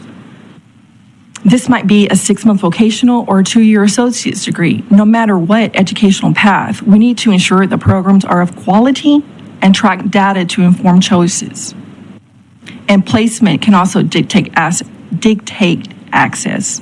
The majority of programs are only accessible in state jails, where only those individuals with less than 24 months left on their sentences can enroll. Even the physical placement of programs on specific units can play a crucial factor in interest, eligibility, and willingness to participate. Because let's be real, nobody wants to go to Hobby. Access requires effective outreach and promotion. In the 19 years, I never once saw or heard a recent GED graduate be encouraged to enroll in higher ed. Developing and promoting a clear continuum of education for those receiving their GED to enroll in higher education is a great opportunity to follow the intent of House Bill 3227. More creative ways of disseminating program and information are needed. The normal procedure of posting a flyer and bulletin board of the living area is not sufficient. But we need better data to drive improvement. To improve access and quality, we need better measures on programs, participations, and outcomes that go beyond the list of programs required under the bill. Which inmate populations are actually eligible to access these programs? Which programs are accredited and aligned to state licensure eligibility or to credential that leads to self-sustaining wage upon release? Is a program supported by evidence to support successful reentry and reduce recidivism? How many inmates enroll and actually just do earn a credential eventually? What program outreach strategies work best for what populations? Far too often, those of us with lived experience are equipped with solutions, but not the opportunities to lead efforts of change. Forming a cross-agency advisory committee that includes those of us with lived experience to inform policymakers would improve the outcomes and impacts of correctional educational programs and focus on reentry and achieving public safety. Thank you. Thank you, Ms. Garza. We really appreciate you sharing that personal information with us. Dr. Allen, do you have any questions? Yeah, I think things have improved a little bit now. I think you're hearing that. Yes, ma'am. I'm just, for example, I was a peer educator for 15 years. The curriculum has been the same for the past 20. It hasn't been revised. I talked to the girls last week. It's still the same. We go to a conference a year for a day. That's not enough to get revised information. The ladies who are attending the seminary at Hobby, rumor has it that they lost their accreditation. It's coming. So there's just a lot of, I really appeal for data, for statistics. We need to see if these programs are working in quality. Okay. My college degree was not the golden key that opened the door to employment. My criminal conviction denied me a lot. They would hire me to clean their offices, but not to work in the executive office. Okay. Thank you. So how long you been out? 3 years. 3 years. Yes, ma'am. And you off paper now? Yes, ma'am. So you can get your record, well, it's a close. Expunged. Uh-huh. There's a process for it. I applied for fellowships and wanted a promise I made to the ladies I left behind that I would never forget, and I would try to advocate. So this is what I'm doing, and it's very difficult for me to speak of my personal story, but I have to because they can't. Right. And so I'm sitting before you as a fellow for the Education Trust, a national organization. I am also the reentry director for TIFA, Texas Incarcerated Families. I'm a successful business owner. Don't get me wrong, I learned Braille in there. I'm a successful Braille transcriber. There are programs that work. I would just like, let's be transparent. Let's just put it all on the table. Are these programs working for the right people at the right time? Okay, all right. Well, let them know that they can get their records and they can go on Yes, ma'am. and have meaningful lives. Good luck to you. Thank you. Do a good job for them. Okay? Yes, ma'am. Thank you. Mr. Carter, just real quick, do you want to speak or do you have any information to share about any periodic updates to the curriculum and that process that may be applied to it, whether it's for theology or any other subject matter? Yes, sir, absolutely. Just to speak on the peer educators, I actually participated on a conference call 2 months ago with the peer educators where we updated some curriculum on parenting, infant first aid. We're sending out more curriculum on mothership. So in addition to the HIV awareness and all those classes that they've taught for a long time, because that's our standardized curriculum. We've updated some curriculum to add those additional classes on parenting, so, yes, sir. Thank you. Yes, sir. And I assume that those discussions will be constant and ongoing Yes, sir. from that perspective. Yes, sir. Have you had a conversation with her? No, this is the first time I'm meeting him. I've met with Hartman and, the other agencies, but I'm going to get him after. Get him in the corner. Yes, ma'am. Take every opportunity. Yes, ma'am. He's open. Yes. Yes, ma'am. Mr. Carter, Ms. Garza, we appreciate you sharing your testimony here today. Thank you. Thank you kindly. We'll now move on to public testimony regarding this bill.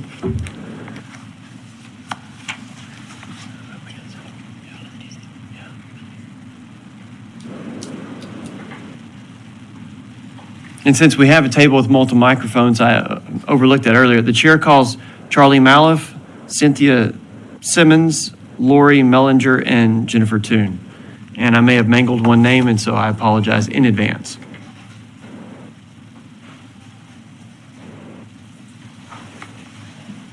And Mr. Maloff, we'll just begin with you. So if you don't mind, if you would provide us your name and who you represent, and then please proceed with your testimony. Good morning, Mr. Chairman, Madam Vice Chairman, members of this committee. My name is Charlie Maloff. I am the Director of Government and Legislative Affairs for Texas Cure. Additionally, I'm formerly incarcerated. During the latter part of my incarceration, I was a life skills instructor, and I taught 4 full-class programs. One of the major concerns of Texas Cure right now is if the units are so short-staffed, how do you expect them to effectively manage programming? Just weeks ago, the Beto unit had only 5 staff on the night shift for the whole prison. They had to bring in a captain from another unit to do count. Another unit had a chaplain using a trustee to take count. About a year ago, there was a problem at the Hamilton unit where the staff, supported by the warden, was falsifying programming, timesheets, and certificates. The inmates were locked down, but the staff turned in timesheets and rosters saying they attended and completed programming. How many other units and pre-release units falsified timesheets and rosters because TDCJ cannot effectively manage prisons? Texas Cure would like to open the door for some discussion and possible immediate future legislation on the development of a peer support program for TDCJ, but under the Texas Health and Human Services Commission in coordination with community-based organizations in the Windham School District, specifically geared for the paid employment of formerly incarcerated, even while out on parole or mandatory supervision. These peer specialists would be employed, trained, and certified by HHSC to provide and conduct formal and informal services within each of the TDC units in accordance with this bill. There's a shortage of qualified teachers in the prisons, resulting in a severe lack of programming. In addition to using formerly incarcerated, this body could give consideration to legislation requiring TDCJ to certify certain qualified incarcerated persons, male and female, as peer specialists who, upon release, can immediately transition into formal civilian employment with HHSC as part of their parole condition to continue work within the prison community, but at different prison than the one that they were formerly incarcerated at. Generally, as with prisoners who wish to become volunteer prison ministers after release, it is our understanding there's an 18-month waiting period before a former prisoner can go back into a prison. This waiting period should be waived for those in this peer support program who pursue full-time employment upon release with HHSC. These employees will be subject to the same rules and policies as other civilian employees working within this TDCJ. Prisoners certified under this program should be given special considerations such as the old S1 trustee as it relates to early parole review considerations and possible hardship consideration as in a transfer or placement in a prison closest to their family if requested. These considerations should be given to the prisoner regardless of line class as long as they are not in seg, and the length of sentence should not prohibit eligibility. It was my experience over 5.5 years that even prisoners who are sentenced to life and life without parole can not only rehabilitate, but many have qualifications that would allow them to certify under this program. All prisoners are required to work, and a qualified prisoner who passes certification should be allowed to undertake this as a work position. Prisoners who receive major disciplinary cases should be disqualified for a period up to 2 years. We believe this will provide incentives for prisoners, provide hope for those who may be in despair, and open the door to a more effective parole system in compliance with the intent of the legislature that all prisoners, with the exception of the penalty and death and life without parole be given the opportunity to rehabilitate and reenter as a productive member of society. Thank you, sir. Members, any questions? Yeah. Dr. Allen has questions for you, Mr. Maliff. Have you spoken to anyone about doing that? Not yet. Not yet. Not yet. Oh. I just heard some testimony this morning. This just came up on Monday for me. And so I just took a quick glance at the bill, talked to our board of directors, and I'm here today to bring this up. So the idea being that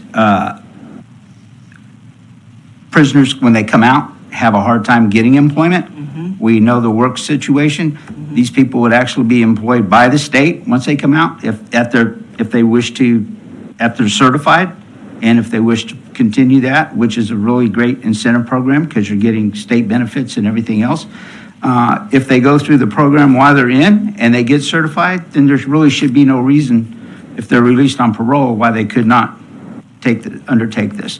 We've heard about the faith-based programming and things, so this would incorporate that, but our idea was to take it out of TDCJ and put it under the HHSC as a separate entity. So, but you would work in coordination with all the different organizations. Yeah, if there's someone in the room who could address that as to why you can or cannot do that, I'd like to hear from them when the panel finishes. Okay, and I was also, what about people who are incarcerated, but who also, I know you have some educators in there, some degreed people in there who could do some jobs that could utilize those. We can't find educators on the outside because we don't pay them enough. And that's exactly what we're talking about here. Take advantage of what we have as a resource and put it to work. Once they get certified, they go through the peer support certification program. They get certified by HHSC, and now, as a state certified, they still do their time. They'll still do whatever, but they get whatever incentives. They get some early release, 30 days for early parole review, that type of consideration for while they're in.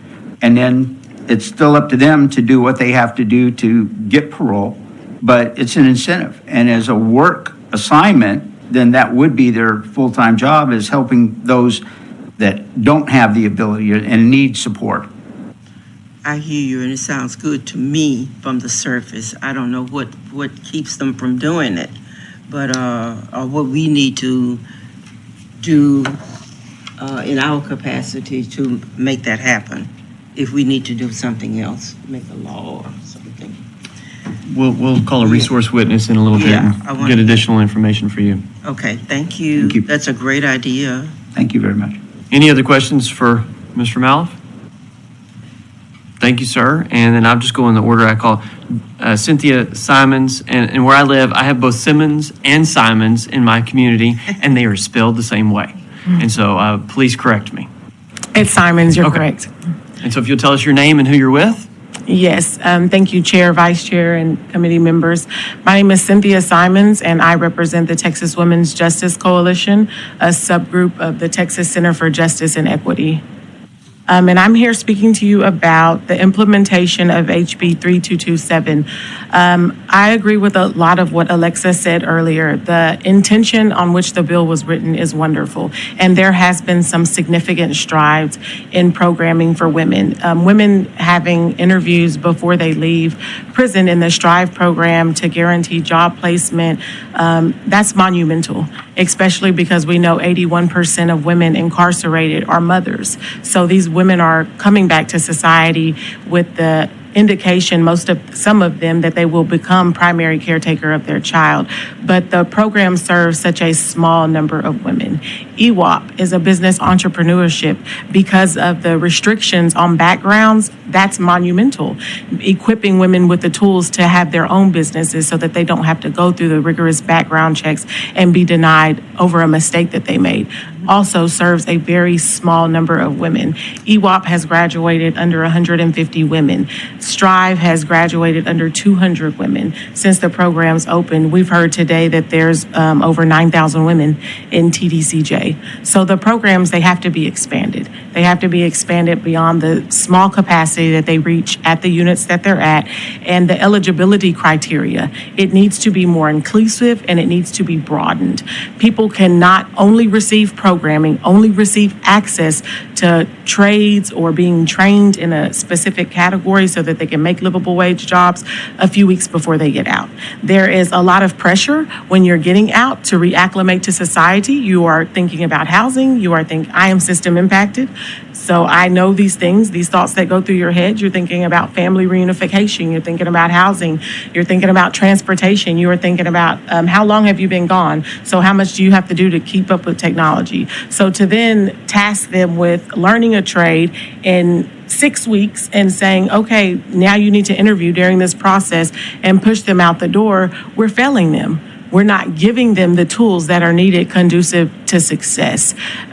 When you're sitting in prison for 5 years, 3 years, 10 years, the entire time that you're there, you should be eligible for programming. There are very strict guidelines on people who take psych meds and the length of sentence, which are things that should not be determined on whether somebody could actually get into programming, because all of this builds the woman up, regardless of how long she's going to be there or her mental status if she needs to take psych meds. And that's also discouraging, right? You might get off your psych meds so that you can take the class, but what is that teaching them to do in the world?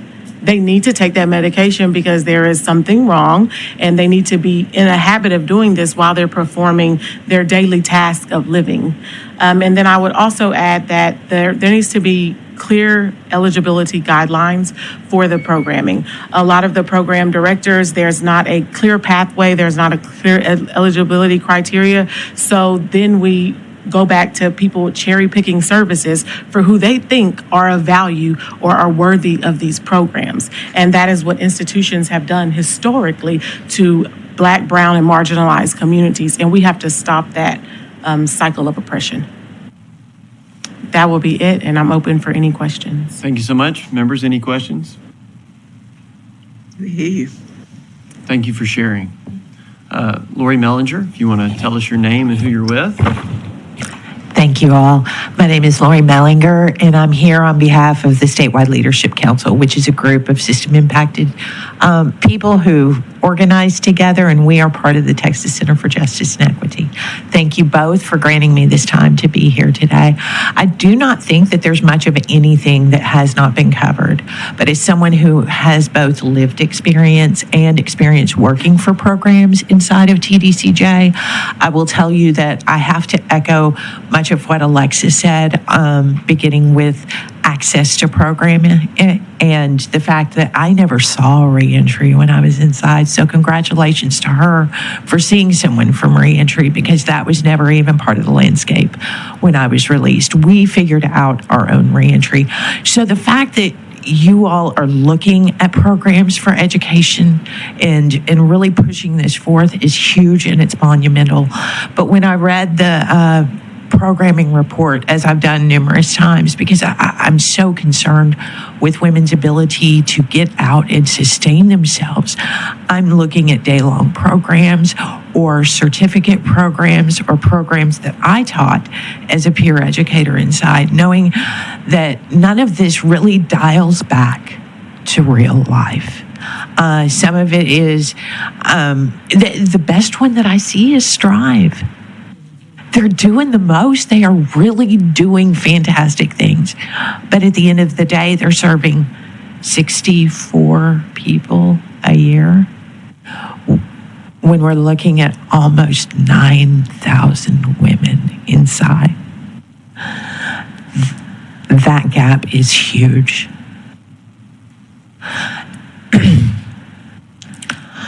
They don't need to be waiting till the end of their sentence. And I understand Alexa was on a 20-year sentence. I was only on a 6. So she fell where she wasn't eligible for programming because of the length of time. I wasn't eligible because of the shorter length of time. There are women who are not being served.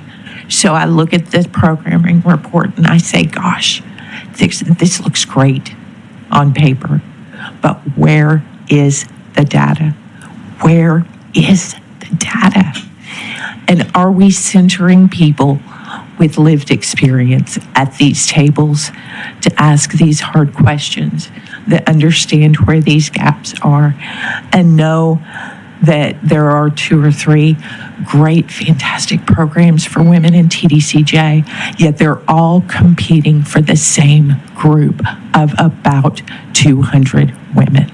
They're looking for that unicorn that is not on psych meds, that is not, that is almost a one and done in the system. They want you, because they're banking their results on your success on the outside. And I'll end this with what I talked to a woman who's been out since the spring, and she did 7 years in TDCJ, and she asked me to tell you guys to invest in programs to better them versus investing in them to better the program. Thank you so much for your time. Thank you, Ms. Mellinger. Members, are there any questions? Thank you. All right, and Ms. Toon, would you please introduce yourself and who you're with? Hey, my name is Jennifer Toon. I'm with the Coalition of Texans with Disabilities. And I will also be speaking on women's programming. However, Alexa and Cynthia and Lori have stolen my thunder for much of what I was going to say, because system impacted women working at amazing organizations, each in our own little niche, we kind of all seem to be echoing the same thing. When we looked at the report, it looks great on paper. It does. And as Alexa mentioned, as a woman in the system, we kind of, I don't want to say the word jaded because this has a lot of connotation to it, but we often had the smoke and mirrors when it came to things that were offered to us, because often we felt like TDCJ just wanted to show that they did something.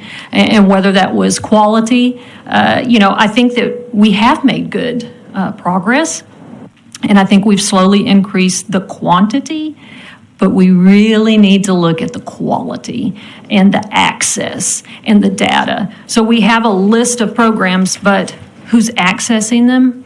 How did we promote it? Because that was part of the bill. What promotion?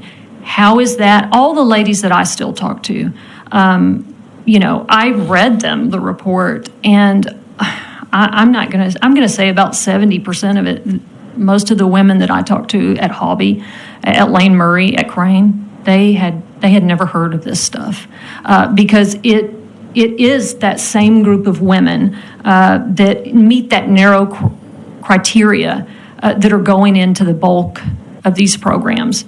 I like to focus on higher education because the Pell Grant is going to be implemented, and that's going to really kind of help with the problem of cost. However, my experience accessing higher education, like Alexa's, it was once a robust program and then it fell apart. We're hoping to see that is not the case, that it gets better with Pell. But remembering, again, the ladies with disabilities, whether they be physical disabilities or developmental disabilities, they really, again, we're narrowing down the ability to access those programs, are they being encouraged to participate in them? We've all mentioned Strive, and it is a good framework, and I think data is super important, but the people with lived experience, that is the measure to me if a program is successful. And what I have heard consistently from the women, Strive works. It's 3 months, though. It's at the end of a sentence. Strive needs to be the whole unit, and maybe that's my utopian hope for women's facilities. But the programming that is offered there, the environment in that dorm, the women, it works. So if we could look at that as a model, as we expand programming and look for ways to make it of substance and quality and overcoming those barriers. And I do want to highlight something that a fellow advocate said earlier. When the conditions of the unit are bad, forget programming. I've talked to the women at Hobby. They love that seminary. Highly disappointed that it's not accredited because that's not what they were told. And quite frankly, a friend said, Jennifer, I don't really care what you're talking about right now because I am so hot, I can't think straight. I don't care about the program. I don't care about anything. I didn't eat today because I'm so hot. So let's remember that the conditions and where a program is placed at a facility is super important in terms of participation. Thank you, Ms. Toon. Thank you, Ms. Toon. Members, do you have any questions? Right.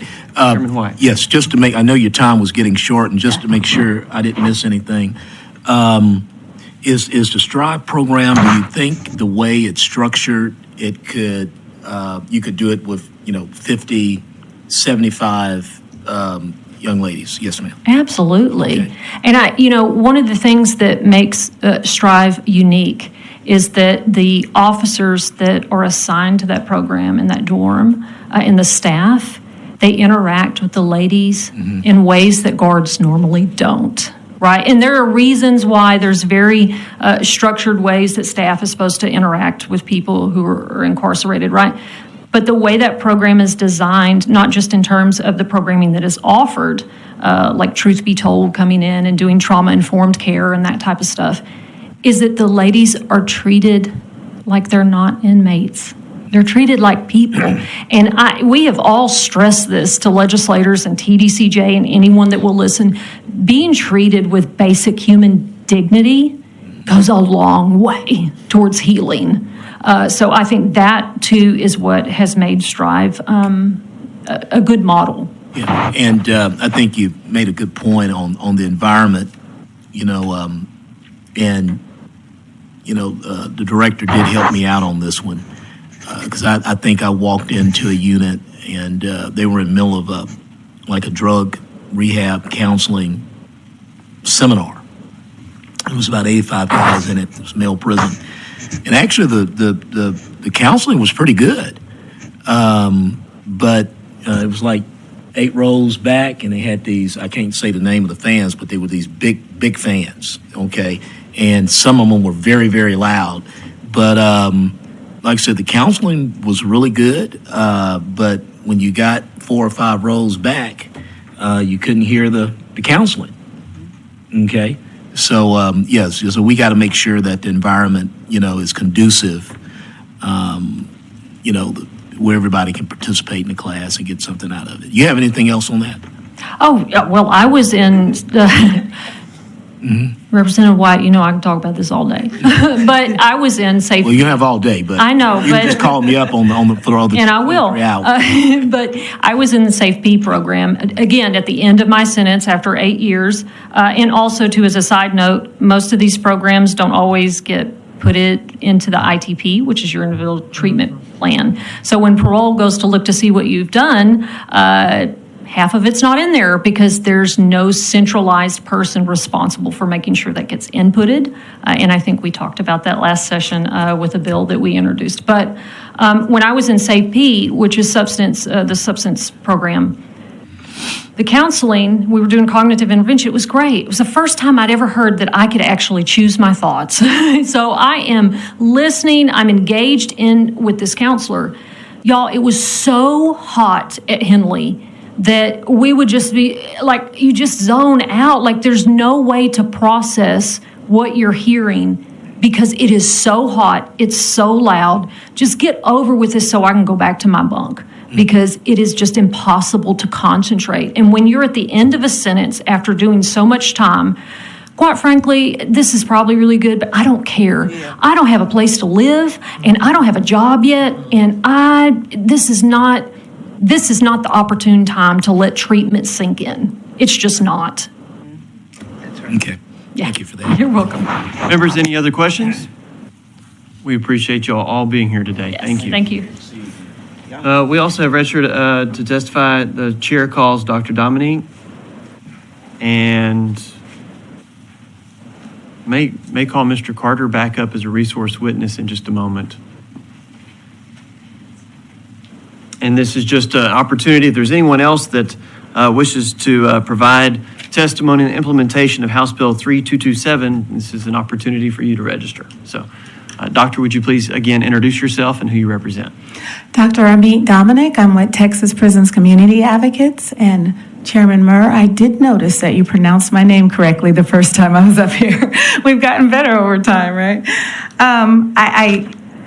My fellow advocates covered a lot of territory, and I think the most appropriate thing I can say to that is just simply amen. We see a lot of the same things. Just a couple of points for me that are left, because most of my notes are gone now. I talked to, last month alone, 5 different professors from 3 different colleges, and they all asked me about how they can get into teaching at TDCJ. So one of the things that I would suggest is expanding those networks. I know there are some contracts with professors that come in from various universities, but a lot of them don't know about those contracts. Your average professor may not know about it. So I think expanding some of that so you can bring in some more professors and looking for some creative solutions to bring them in, because they're not typically going to get paid too well for doing that job. Also, gatekeeper policies are what I'm concerned about. So we're finally getting this to the women's prisons, but we see what's happened in the men's prisons already with some of these higher education programs. So for example, if you want to get a bachelor's degree, the burden is on the incarcerated individual for them to get their transcripts. So they literally have to write their previous college. So if they already had an existing AA degree, they have to write their previous college so they can have the transcripts sent to TDCJ. We all know out in the free world that a lot of things are electronic now. So you're talking about cost to get your transcripts, and then you're talking about the logistics of mailing that out if you don't have a person on the outside who's going to be able to help you with that. And I think those types of policies are gatekeeper policies that keep people from going into higher education. For example, if you're in segregation, you're not going to have an opportunity for higher education. But those are the individuals who probably would benefit the most from these things. And I think there's a lot of those little policies in place throughout TDCJ that we don't have time to go through right now that need to be examined. Why are they not getting the opportunities, or why are we not seeing higher numbers of people seeking higher education? And I'm a little concerned about some of the peer counseling, simply because my background is in psychology. I think it's a great idea. I love that it's happening, but I'm concerned, for example, I know there's a suicide program in TDCJ where they're using peer counselors. My concern is if you're a peer counselor and an individual commits suicide, where's your counseling? So I'm a little concerned that those individuals who are being brought into that situation where they're mentoring someone else, they have a huge responsibility. What type of counseling, who's catching them, if something goes wrong? And I think also reaching out creatively to the family members. They're kind of the lost population in this. If we start soliciting the family members, letting them know about these programs, and they can then assist some of their loved ones in the inside. I think that's another option that should be looked at. Other than that, I'm really happy that we are getting something in these women's prisons, definitely. Thank you once again for your time. And Dr. Allen, I will stop by your office later. I think I can provide more clarity for your previous questions for me. You have to call me because I'm going home. Okay. I'll give you a card. Okay. Thank you for your testimony. Members, do you have any other questions? We appreciate your time today. And Thank he has you. a card for you. The chair calls Savannah Eldridge. And I did make a last call, so it worked. So please come up and tell us your name and who you're with. Good morning, Chair, Vice Chair, members of the committee. My name is Savannah Eldridge. I'm here with Be Frank for Justice. I'm also a member of the Statewide Leadership Council. And my colleagues here did a wonderful job with statistics and sharing their personal stories to support this bill. I'm a little bit discouraged that we're here talking about equal access to programming amongst the women. I know when the bill initially passed, the concern was related specifically to disparities in programming between men and women. But when you look at the programming report, the plans to roll out future programming, I think it was like half a page. So I just wanted to add that I would really like to see a detailed and specific action plan for the ways in which these barriers that have been stated here and these issues that have been stated here are going to be addressed and how they're going to overcome with a timeline, if possible, so that we can truly work on program expansion. We've heard that it works. We've heard that these programming work. So we really need to look at how we're going to get access to the women on the inside and engage with the people on the inside to find out what they need to be successful. That's all. Well-spoken and articulate. Members, do you have any questions? Thank you. We appreciate you taking the time to do that. Mr. Carter, would you have the opportunity to return as a resource witness? Thank you.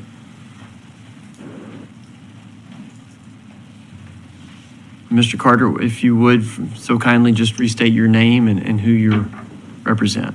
Okay.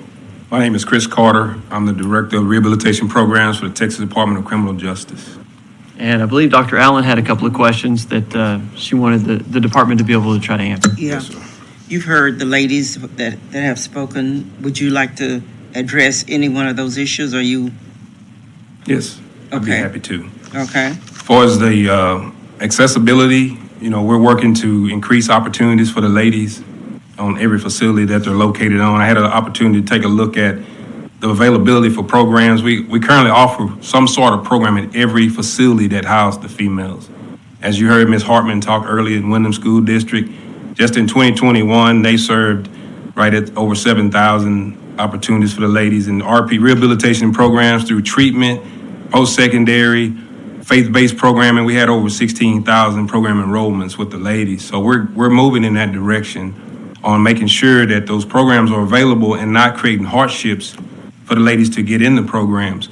We implemented what we call a program liaison mailbox at rehabilitation programs for the family members to contact RPD rehabilitation programs if they have a family member that they're looking to get enrolled in the program. So that's another avenue that we opened up to help serve the population. We've had over 6,000 contacts through that program. Just mothers calling saying that, or moms calling wanting their daughters enrolled in some cognitive intervention.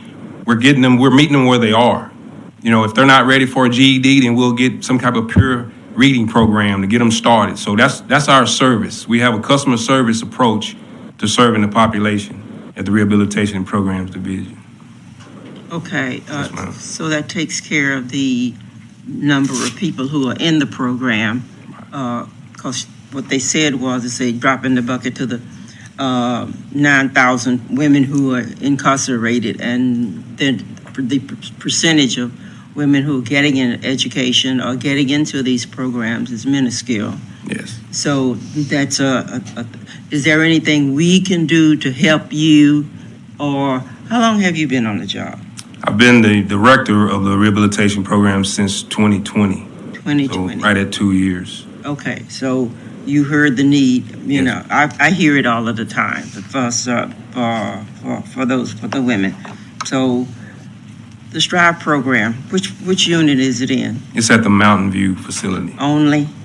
Yes. Only? Yes. Can it be replicated or duplicated in others? Absolutely. We're moving in that direction. I mentioned earlier the Prison Fellowship Academy. Mm-hmm. It's not a pre-release program, but it's similar to the STRIVE program. So we just started that at the Sycamore Crane facility. Okay, and you plan to move it on? Yes, ma'am. To more units? More. Okay. Absolutely. Okay, I think that's what we're crying for, at least more women in education, particularly higher education, more women into the programs, and those who don't want to go into higher education, something that they can do to survive, to get on the outside, because the world is hard and mean on the outside. Yes, ma'am. And so, and did you educate your people on how they can get their records not expunged, but expunged if they can, but covered, so they can get jobs? Education not only about the process, but what they can do. They don't always know what they can do on the outside, and so they need to know that and help them with access. Yes, ma'am. And so, you heard the gentleman who spoke about the peer program. Yes. Do you have any rationale for why that is blocked and why we're not doing that? We're doing peer everything else, but we're not doing peer for education. We do have the Peer Educators program. for the ladies. They're actually, when those ladies are enrolled and when they're intake into the system, then they receive that programming through the peers. We have the field ministry program at the hobby. Those ladies are going to have a degree in theology once they leave, and they can go out and start ministering to the population. We have a new program called Life Skill Coach program that deals with substance use, addictions, mental health, first aid, and life skills. That program is out now, and those ladies are enrolling in that program. These programs are not parole-based. These programs are available to anybody. You know, and that's the approach. We're meeting them where they are to get them where they need to go. Okay. Yes, ma'am.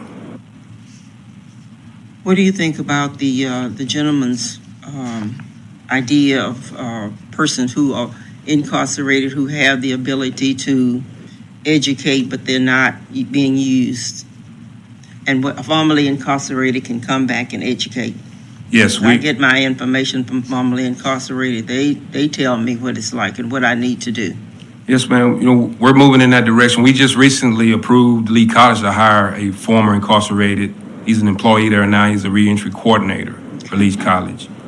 And don't forget to reach out to the college professors. A lot of people on the outside who would love to do it, they don't know how to get inside to get the information. So that's a resource for your pool of teachers that you need to come in.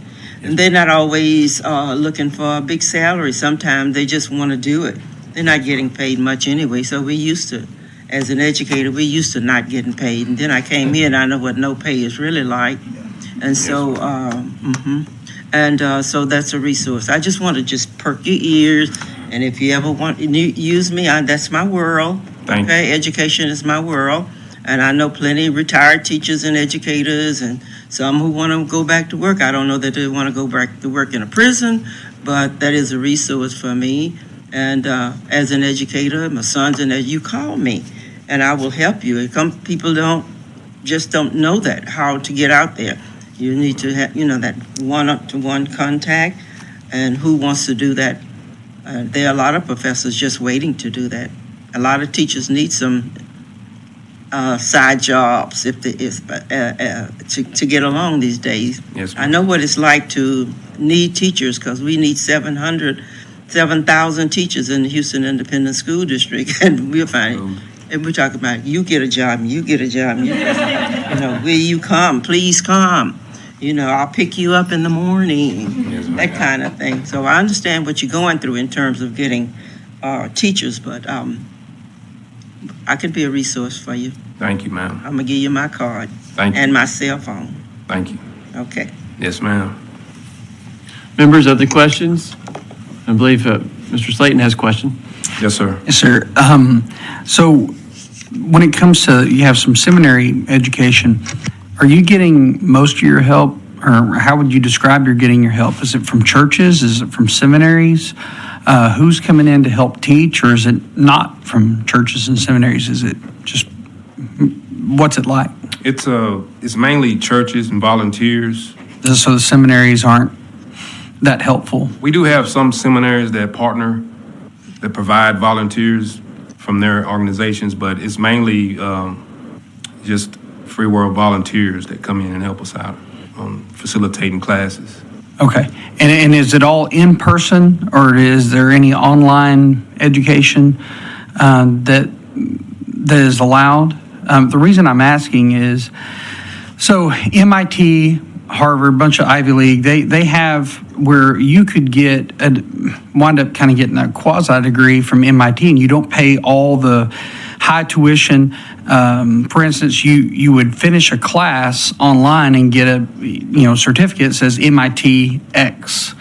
And if you look at the degree plan they have for that, and if you were to have those, MIT X, which means you took the course, you got the grade, you weren't on campus, and you don't get a diploma, but your employer would be able to see that you've taken all the classes that were required and you did it all online. Are y'all implementing anything like that, helping them from taking classes online to maybe get certificates from MIT and Harvard? It's really cheap compared to tuition. It also could help with professors and all that. But anyway, so are y'all utilizing those? Yes, sir. We have a secure software through a company called Atlo, Assemble, Test, Lunge, Operate. We utilize that at some facilities. We have a automotive service excellence program that the individuals take online through that platform. So we're utilizing that. Great. And the only thing I always encourage education is to focus on reading and then critical thinking skills. Absolutely. Those are the top two things that education should be doing, regardless what you're doing. And it puts, I believe, students in the best position to excel instead of teaching to tests and things like that. So I hope that's happening there. And I have one other question I was going to ask, but I appreciate it. I learned more than I was expecting there, and glad to hear you're utilizing all those. Yes, sir. Chairman White, I'm just checking. Did you have any questions? No, I just want to thank him for working with us, and go Eagles. Thank you, sir. All right, okay, he's old Woodville Eagle guy. Woodville Eagles. Right down the street from Blanchard, Yes, Livingston. yes. So he knows your language. Oh, yeah. Okay. Mr. Carter, we appreciate you taking time to answer additional questions. Thank you so much for being here. God bless you. Place the There's card my for card. you. I meant what I said. Is there anyone else here who wishes to testify on the implementation of House Bill 3227? Seeing none, the chair at this time will close testimony on the implementation of House Bill 3227. The chair will now lay out the following interim charge. Examine the implementation of House Bill 3130 from the 85th regular session, which established an educational and vocational training program for certain state jail felony defendants to reduce recidivism and improve outcomes upon reentry. And I believe we'll start with invited testimony and then go to public testimony. So the chair calls April Zamora, Jennifer Carter, Ellen Arnold.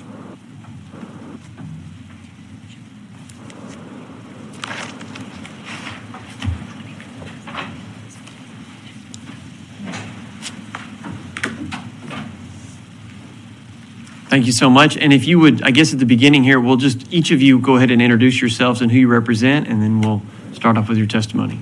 Okay. Good morning, Chairman, Vice Chair, members of the committee. My name is April Zamora. I am the Director of the Reentry and Integration Division of the Texas Department of Criminal Justice. Thank you. Good morning, Chairman Murr and members of the committee. I am Ellen Arnold, and I represent Goodwills, all the Goodwills in the state of Texas, and here to testify on House Bill 3130 from the 85th. Good morning, Chair and Vice Chair and members of the committee. I am Jennifer Carter. I'm the Chief Mission Officer of Goodwill Central Texas, and I'm here to talk about the implementation of the pilot from a programmatic perspective. Thank you so much. Now, each of you provide your testimony. Thank you. Okay. I'm just going to give you just a brief history and where we are today regarding House Bill 3130. This bill was originally drafted and authored by Representative Parker, passed in 2017 in the 85th legislative session without appropriations. In the 86th session, we received $5.6 million. And to fulfill the mission of House Bill 3130 with the goal of having a service provider that would grant us money to go out, we drafted an RFP. Obviously, the service provider ended up being Goodwills of Central Texas, but the goal was to allow for low-risk populations that would come into our state jails to then release onto probation early to get vocational and educational opportunities that would lead to employment. Unfortunately, as that came out, and then we went into programmatic drafting, working with Goodwills of Central Texas, that contract started on 9/1 of 2019. As you know, as we were going into programmatic implementation, we then came into COVID. Then the 5% budget reductions happened, and we gave this money back. And we ended that contract, and we decided to come back to the table. When I say to come back to the table, we looked at everything about that bill and things that needed to be revisited. And what we ended up with now as a result is House Bill 2352. So as we look at this interim charge, we've already done some tweaking to the bill, if you will, of 3130, which also now includes parole clients. So now we can release people who are a minimal risk to the community early to also receive vocational and educational opportunities and employment in the post-release environment. So now one of the things that we did was they can leave our system early if they are minimal risk to the community and be served by a service provider. So we are looking at moving from House Bill 3130 to new changes in House Bill 2352, and we can serve people who are on probation. They do not have to go into the state jail, or we can serve parole release clients. Ultimately, the update that I have to give is, once again, 3130. We had to give that money back, not had to, but we offered that 5% reduction, came back to the table with 2352, and here we are today with hopefully implementing the contract by 9/1 of this fiscal year. And that is my update. This year, ma'am. Yes, ma'am, 2022.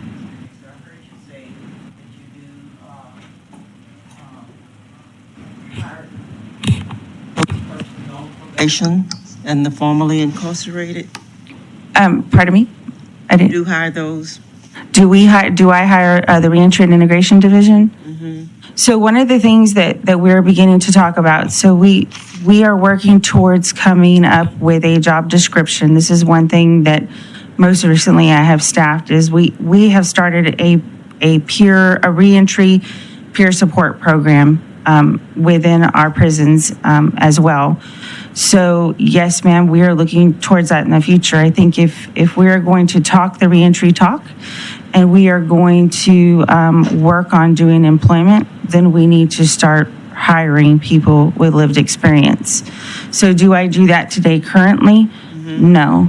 Will I be doing that in the future? Yes, ma'am, that is something we are looking forward to. Oh, that's good.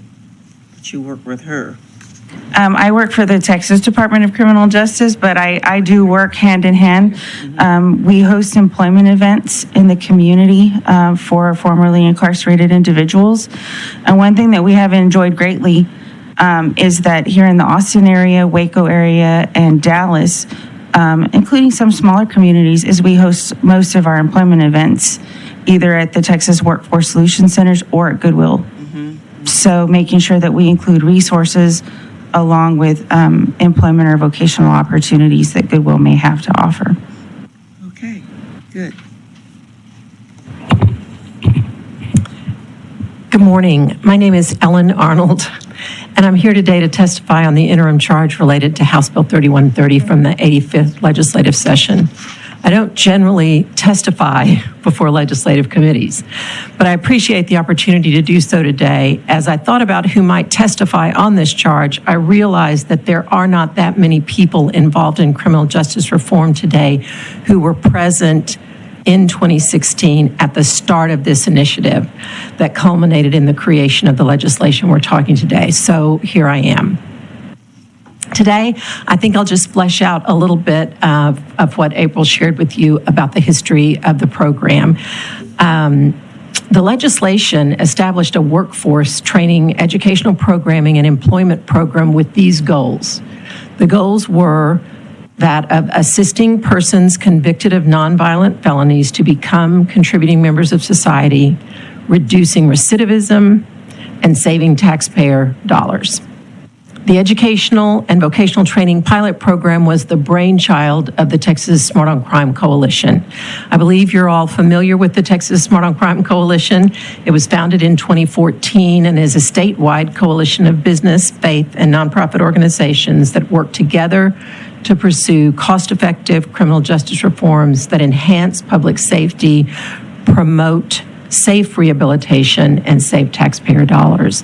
The impetus for this program, this pilot, emerged as the result of a problem that Goodwills across the state and a Smart on Crime member, and my client had been working on for several years.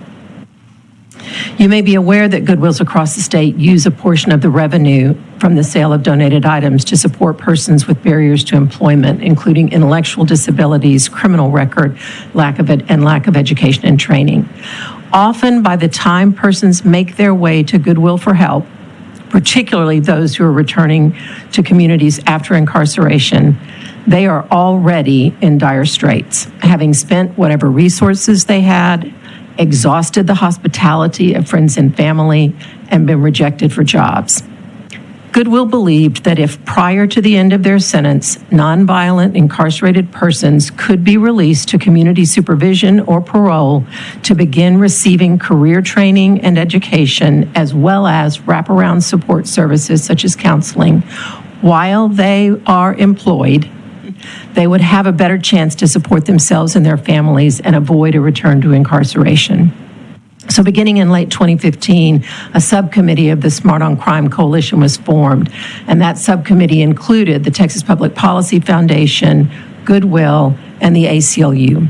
The group began to work to develop a program that would give certain formerly incarcerated persons this opportunity to receive these services sooner and at higher intensity as they prepared to reenter their communities. Members of this subcommittee met several times with then TDCJ Deputy Director Brian Collier to get feedback on concepts, and later, after the bill passed, the first bill passed, we met several times with April Zamora as well. I won't give you her title because you already know who she is. Both Deputy Director Collier and April Zamora were very helpful in providing feedback from the agency perspective that resulted in adjustments to the model. And both Ms. Zamora and now Director Collier have continued to collaborate with Smart on Crime on this project. And I want to take just a minute to give credit to both of them and to the legislature as well for the commitment in recent years to expanding and enriching reentry services at TDCJ. In 2017, Senator Joan Huffman and Representative Tan Parker carried the legislation, successfully creating the pilot that would be provided for up to 4 organizations that met certain criteria. Providers must have experience providing vocational training and educational services to formerly incarcerated persons. They must have experience in assisting formerly incarcerated persons to become employed, and they must have experience employing that same category of person in their own businesses. The bill was passed in 2017 with the understanding that it would not be funded that session due to budget constraints, necessitating a 2-year wait to begin the program. And then as April said, in 2019, the legislature appropriated $5.3 million for up to 4 pilots across the state, and Goodwill Central Texas was the only entity awarded a pilot. We've talked about COVID, so we know what happened then. In 2021, Senator Huffman and Representative Tam Parker partnered on that second piece of legislation, House Bill 2352, that made some changes to the program in recognition that the target population, which was originally state jail felons, was shrinking rapidly, for which we are grateful, and was not likely to be a large enough pool to populate the pilots. So with the help of TDCJ, we developed the legislation that we are now operating on going forward. The pilot is, I want to make one comment, and then I want to talk just a little bit more about what, give some more specificity to what the parameters are. The pilot is a financial partnership between the providers and the state, because the providers employ participants within their businesses, pay them a wage for those services while they are participating in the program. And Jennifer Carter will talk about that in more detail in a moment. But the pilot gives judges discretion to direct sentence nonviolent state jail offenders who meet the criteria to the pilot with a term of probation. It creates participation in the pilot as a condition of parole for certain third-degree nonviolent felons, and it allows an early release of 180 days to participate. The pilot utilizes pre-sentencing risk assessment to ensure only nonviolent offenders are offered the opportunity to participate. It establishes participation as a condition of community supervision. All standard revocation practices apply. It is structured with a 180-day probation or parole period and a 90-day career and technical training program to run concurrently with employment in the facilities of the providers. And it ensures employment during that training period and after the program is completed. The bill passed, but as sometimes happens in the flurry, shall we say, organized chaos, that the end of a legislative session can be, it was not ultimately funded. Senator Huffman and Representative Parker are committed to securing funding for the pilot in the next legislative session in order to gather more data on this model. Despite the lack of appropriated funds for the pilot, this summer TDCJ released an RFP for the pilot for a one-year period utilizing agency funds. Texas Smart on Crime is very appreciative of the continued support of Director Collier and the agency in securing funding for this program. The process of identifying pilot providers for the coming fiscal year is ongoing at this time, and I'd be happy to answer any questions that you might have. Members, we have Ms. Arnold on the spot. Does anyone want to ask her any questions? We appreciate your testimony. Thank you. It was thorough and detailed. Thank you. Ms. Carter? Good morning. So I've been with Goodwill for almost 20 years now, which seems like a lifetime. And I have been very privileged to be involved and have Goodwill be involved with the agency in order to put together a pilot program to help people returning from incarceration. So we all know what Goodwill is, right? Thrift stores, social enterprise. It's an organization that uses their funds to help support people in the community to get jobs and education for empowering people and transforming generations, right? So what's really cool about this pilot program is that Goodwill is able to give people a job returning from incarceration. The latest statistic that I have is about 73% of folks that are currently employed by Goodwill Central Texas have some type of justice involvement. A job is not enough. It is a starting point, especially when folks may not necessarily have the skills or experience in order to get a job, keep a job, and be able to envision the future that they want and to be successful. So what's unique about Goodwill, we provide about services to about 10,000 people per year, giving folks very individualized service through the development of an individual career and educational plan. So what person A comes in wanting to do and what person B comes in wanting to do could be completely different things. So this pilot gives that flexibility. So back when it was implemented, the design was you come to Goodwill in a cohort style. For employment, you're getting a paycheck. There's a work supervisor on the floor that is helping coach in real time. This is appropriate work behavior. You're doing great. What do you think about this? How's it going with your supervisor? What's your goal? And really reinforcing positive and pro-social work behaviors. At the same time, they're taking part of their workday to go through more social emotional learning. So it's conflict resolution. It is communication skills. It's digital literacy. That is huge. Folks don't know necessarily how to use a laptop, a mouse, how to use your smartphone to apply for a job, how to use the technology needed for a lot of the jobs that are current and pay a living wage today. And during that time, Goodwill committed to being able to provide a stipend and a wage to people. We don't want people have to make the choice between, well, I can't do this program or I'm not going to be successful because I've got to live, I've got to eat, I need to make money full time. So that is how Goodwill has stepped in to partner. So throughout that time, the soft skills training, financial literacy training, the individualized career case management, folks also have the opportunity to go through occupational training. So everything that we do at Goodwill Central Texas is focused on in-demand, living wage jobs. We offer the Goodwill Career and Technical Academy that offers things in healthcare, skilled trades, technology, professional services. And last year's statistics show that folks that are going through the Goodwill Career and Technical Academy and graduate are earning an average wage of $17.74 per hour versus those folks that attend Goodwill programming at $12.54 per hour. So it's over $5 an hour difference. So that is part of the program. And in partnership with TDCJ as well, it's figuring out what a housing plan looks like. Mental health is huge, taking away that stigma. So it's a really individualized program. It's sad that it had to end prematurely, but COVID happened, right? So we appreciate your interest and attention to this matter. I'm looking forward to hopefully seeing the pilot move forward, but thank you so much. And do you have any questions? Thank you for your level of detail. Members, do you have any questions? No, compliment. We talked last session about your program, and I referred several people over there.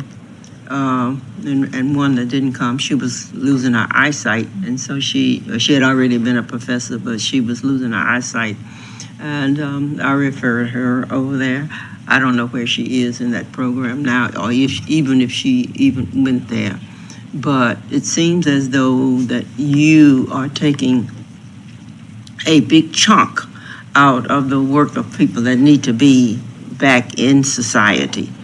And I see advertisements on TV every day. I think about you when I see them on TV. And I want to say thank you.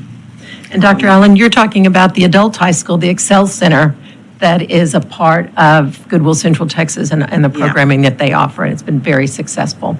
Yeah, I do. I am. And so thank you very, very much. Yes, we all appreciate the efforts that Goodwill makes. Goodwill has a presence in all of our districts and all of our communities, and I do send you clothes. It's very important. And things. Yes. I do go in and buy. Thank you. Mr. Slayton has a comment or question. And I wanted to say thank you. I still remember as a young man, I was probably in 6th or 7th grade, and a man came and preached at our church, and he talked about how he had been in and out of prison multiple times. He'd get out, and the stress of trying to make ends meet and pay bills, he couldn't do it. And finally he did. Things got turned around for him, and he was able to. So it's very important, because this guy was committing crimes just to go back in. And because he couldn't handle it. And so I appreciate what y'all do to help people. Thank you so much. We appreciate it. May I tell her this story? Please go ahead. Before you go, Dr. Allen has a story. Yeah, I have a story. I was coming out of the Big Lot store. I do that underground shopping the other day, and the lady had a little girl by the hand, and she was going into the Goodwill store, and she had into the Big Lot store. She had this cute little dress on with sequins in the front, and I said, "Oh, that's a cute little dress you have on." And the mommy said, "I got it at the Goodwill." Yay. So I said, "I shopped there too." Yes. Thank you for sharing. Thank you for being here today. Thank you. We don't show that we have anyone registered to provide public testimony on House Bill 3130's implementation. So is there anyone who wishes to testify on the implementation of House Bill 3130? If there are none, the chair at this time will close testimony on the implementation of House Bill 3130. The chair will now lay out the following interim charge. Evaluate the benefits and potential savings associated with modernizing technology throughout the state's correctional system. Consider updating regulations related to cell phone monitoring, body cameras, and video surveillance systems. The chair calls Ron Steffa and Bobby Lumpkin.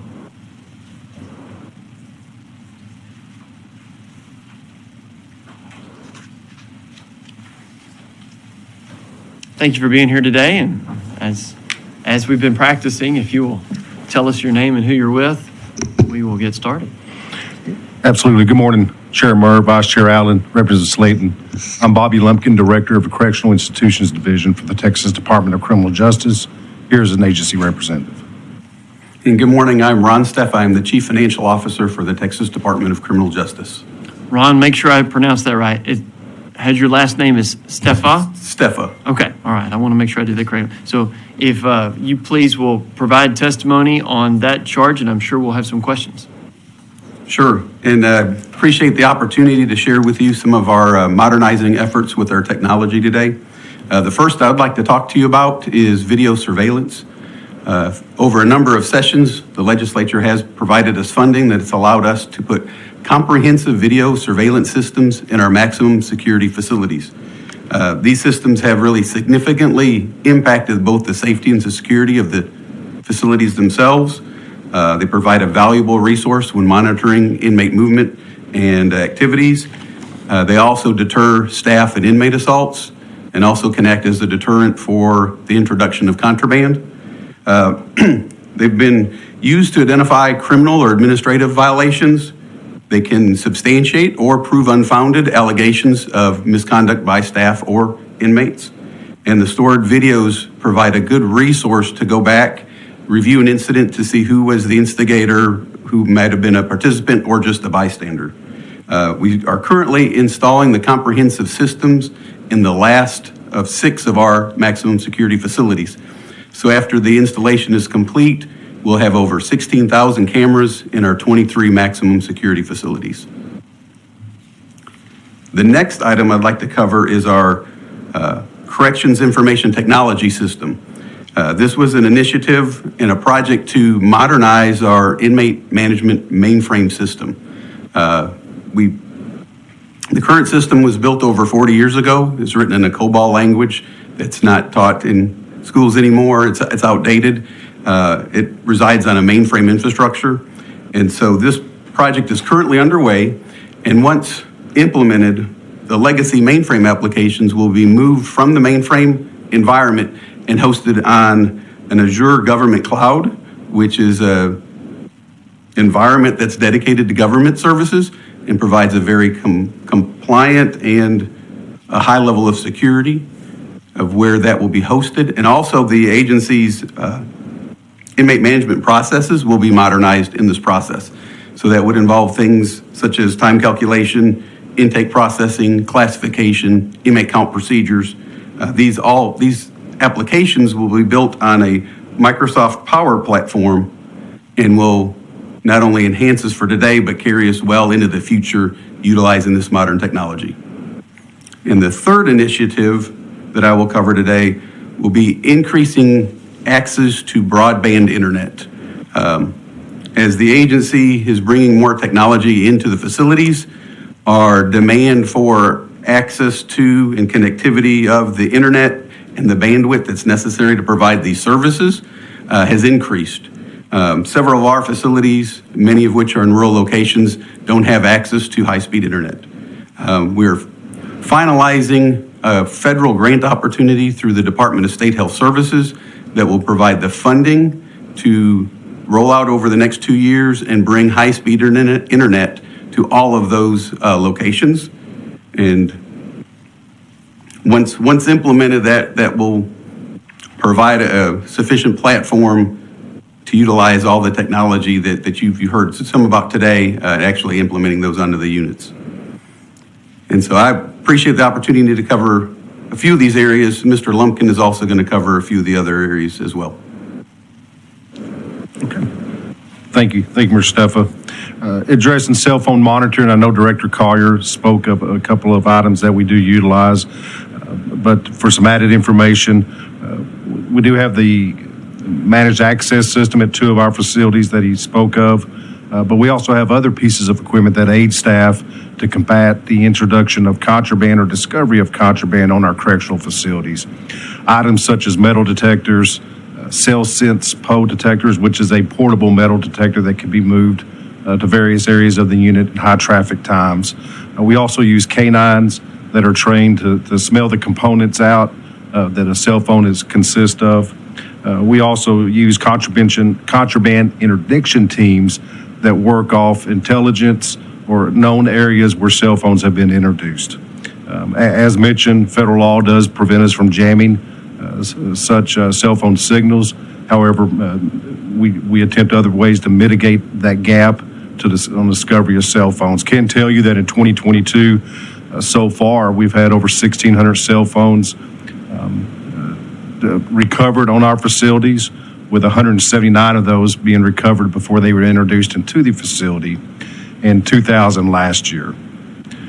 In regards to body cameras, the agency is requesting funding to provide body-worn cameras on 23 of our maximum security facilities. These facilities have a higher incidence of prevalence of behavioral intervention encounters. It is believed that these cameras would provide both preventing and de-escalating situations, also providing greater transparency and document encounters. That request would outfit approximately over 11,000 officers with body-worn cameras.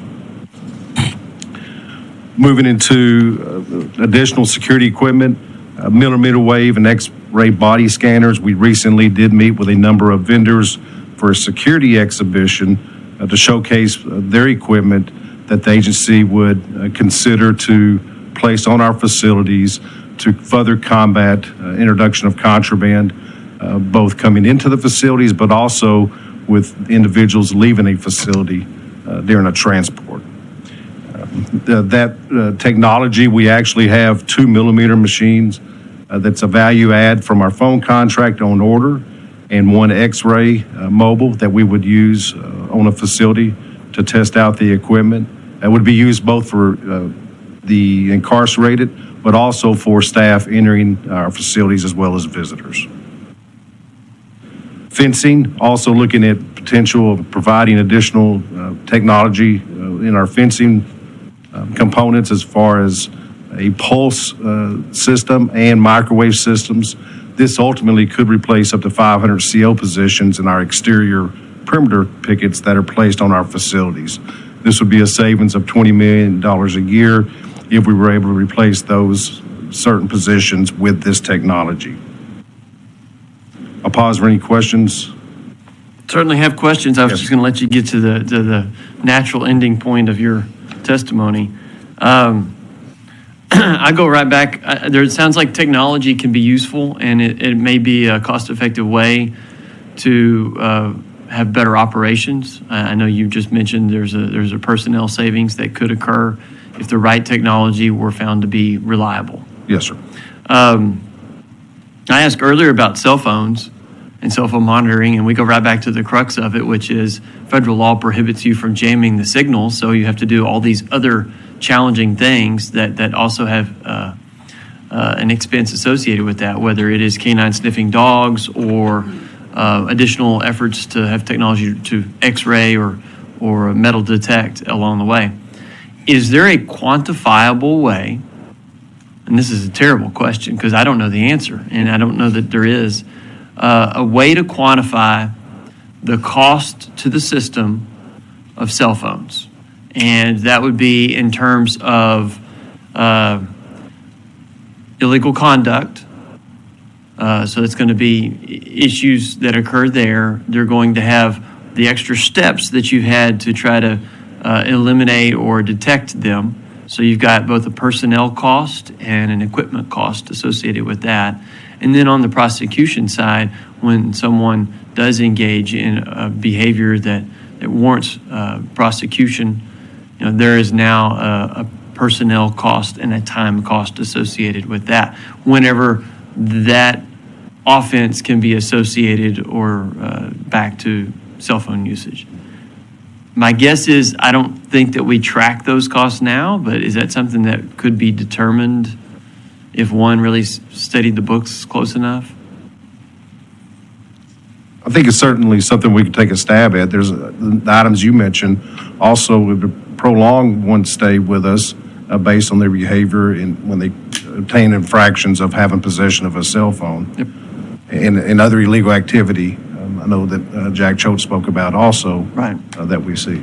So we see that, then we see potentially, because of the new criminal activity, folks get extended sentences, and so now we have the cost of them committing something that they wouldn't have if they hadn't had access to the phone. That's where I'm going with that. So perhaps it's quantifiable, and then in your position, do you think as a chief number cruncher that's something out there, or would that take some time to determine?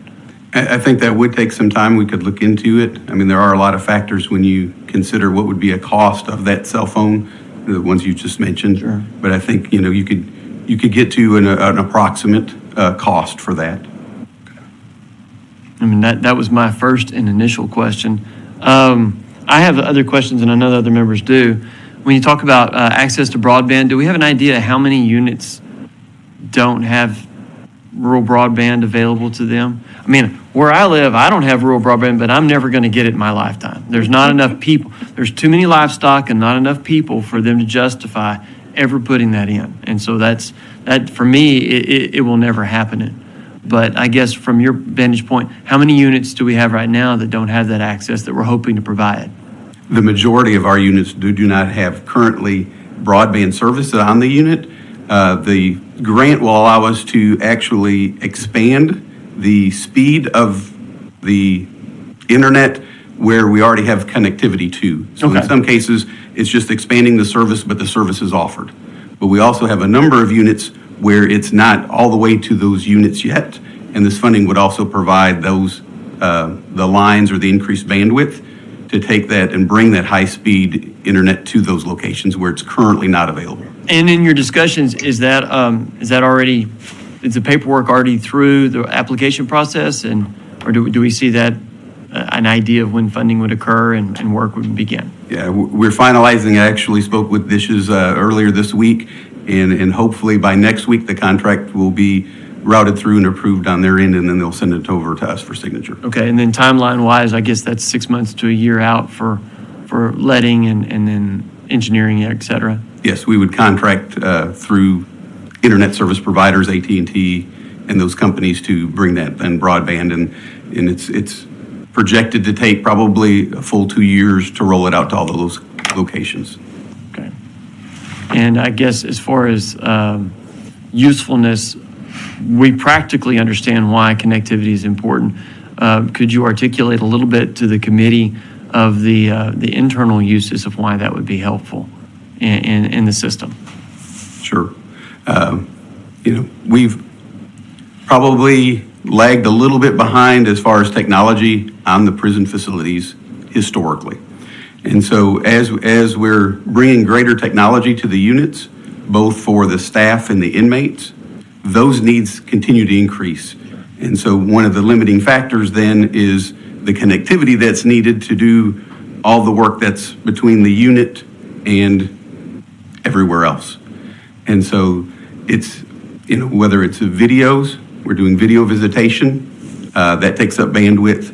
A lot of the new services and the computer connections back and forth require bandwidth.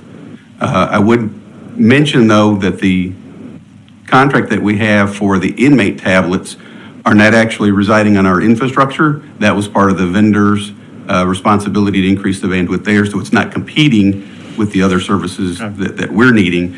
But for those, this expansion would greatly help us. Excellent. Members, do y'all have any questions? Dr. Allen? No, I'm just thinking how to use the new broadband information in terms of educating the population too. And I know there's a limit to how much computer they have access to. But when they get out the world, that's the first thing they're gonna have to do. They have to apply for a job on the computer. So we are not really preparing people for the outside until we expose them to some technology. So I was just wondering how they could use that in their programs, in his programs to educate people, large groups of people. So broadband, there's some broadband money coming down the pike, so you don't want to miss it. This is an opportunity. You just can't, well, we don't need it. Can't do that. You want to expose them to. Yes, ma'am. That way. This was an intent to be proactive. Mm-hmm. It'll not only bring it, but allow for expansion going forward. Yeah. And so the broadband will be there as not a constraining factor when they're looking to increase its usage. Good. Okay. Mr. Slayton, you had questions? Yes, sir. Now, first, Mr. Chairman, I don't know, I think it would be worth talking to the AG's office to see if they would be willing to maybe defend us, that if we need to look at jamming cell phones, that he can defend our right to do that, to protect the security at the prisons. Even though the federal government's saying we can't, I think which might be worth asking them. I'm just throwing that out there to see if they're willing to say we want to say as far as when it comes to our security, we should be able to do it. But anyway, I wanted to point that out. And so I wanted to ask, in your video surveillance you're doing, are y'all implementing artificial intelligence and things like that to watch the inmates? Because I know corporate America is doing that. You go in Walmart, they're watching everything, and mainly to cut down on their own employees stealing from them, and they're using AI to do that. So are y'all doing that more and more in the prisons? Yes, there is AI embedded into the system. And you've seen a lot of benefit, been helping quite a bit? I mean, are y'all seen a benefit yet? As the director, I could probably, Mr. Lumpkin might be in a better position to speak to that. I would say that right now it's more of a investigative tool. Gotcha. But there are other AI opportunities too, external. I know recently, Institute with Sam Houston has had a discussion with myself about some AI programming that would build an algorithm based on AI sequence that they see with the comprehensive system. Now, with cell phones, I mean, it's a problem, as we've talked about. And so part of me is like, yeah, get rid of them, right? But I don't know if we'll be able to do that. So then my next question is, using technology, is there any way to let it help what we're doing with the just overall job at the prisons? And what I mean by that, one, when the inmates have a cell phone, are they able to download any app they want and use pretty much any app? Like for instance, there's the regular text messaging app on an iPhone Messenger, but then you've also got Signal, and you've got all these other things that are encrypted messages. Are they able to use those type of apps to communicate with other people? Unfortunately, yes. On our contraband phones, we have seen videos posted on TikTok, Instagram, Snapchat, and other portals such as that. Work closely with our Office Inspector General, determine who's the holder of that phone. They also Facebook message, another messaging app, WhatsApp, to be able to communicate for illegal activities. That is, and it depends on the facility where it's at and the signal that gets to the facility from the towers. So, is there any way? Sometimes you go to a hotel and you go to get on the internet, and it requires you to go through this process to get on their Wi-Fi, and you can't get online unless you're in their Wi-Fi. Is there any way to implement something like that where they could be restricted? And what I'm suggesting, I mean, the only way, this be something talking with our, cell phone providers and everything, is there any way to make it to where only, I'm just throwing this out there, a TDCJ app for messaging communications, that's the only way they can text in and out. And even if they are, I don't even know if it's allowed to, them to transfer money to people, use a TDCJ app to help transfer. If they're going to be allowed to transfer money, we can't stop it. Make them do it all through us, where we can see it, through the state, where we can see what's happening, and things aren't hidden, aren't using encrypted apps and things like that. Is there any way to just say, if we're going to use it, well, fine, we're going to let this work for us, and you're going to have to go through us to do all the texting, sending money, and all that? Couple of responses. One, as far as connecting to the network, is our facilities do not have Wi-Fi, so they're actually connecting directly to a cellular tower. The managed access system that was discussed earlier is a containment system that prevents that. However, it only prevents it as new as the technology is updated. As new phones come out, or different brand phones are more successful at penetrating or beating the system than others. So that is an ongoing challenge even at those two facilities. In regards to the transfer of money, there is a mechanism for a man or woman to send funds to a loved one or family member, and vice versa. However, the Cash App transactions that are occurring on the contraband cell phone are majority of the time for illegal activity. Okay, so when kids go to school and they're giving, and I'm not expecting you to know this, but when kids go to school and they're given a tablet, do they have to use the school tablet, or can they use their own? I don't really know, but if people are in prison, why can't we say, if you are going to have a cell phone, here is a cell phone you can purchase, and it's one approved by you, right? That our level of technology can cover this phone and say, this is your choice, or two choices, whatever, of what you can have, instead of just letting it kind of be the Wild West. They can have any phone they want. They can circumvent security and technology, and that's one thing. Next, what are the cell phone providers saying? What can they do to help us kind of corral what's going on in the prisons with the cell phones? Again, a couple of responses. And one on is there a cell phone product one day that you would allow an individual to have incarcerated, and possibly so down the line, that is locked down and allows for certain things. But currently with the contraband phones, again, it's just for illegal activity. As far as the providers, again, they point back towards federal law that prevents jamming. We have had dialogue with some providers on if we could identify a phone and identify the serial number of the phone and the other identification characters, that they would assist us in locking down that phone. We are in talks with external stakeholders to attempt to be able to have approval to do that in the future, and working closely with our Office of Inspector General to get to that point. How would you describe the federal government's role? Are they eager to help us with this problem, or are they pretty tone deaf? I'd say there's more discussion along those lines than except for the new bill in regards to jamming. Okay. Well, thank you. There's a lot more to this, but I don't want to take up too much time. Yes, sir. Mr. Slate, we appreciate your questions. Chairman White, you've walked in, but you may have questions. Okay. Appreciate y'all's presentation. I think that you've touched on a number of important topics. I have one unrelated question.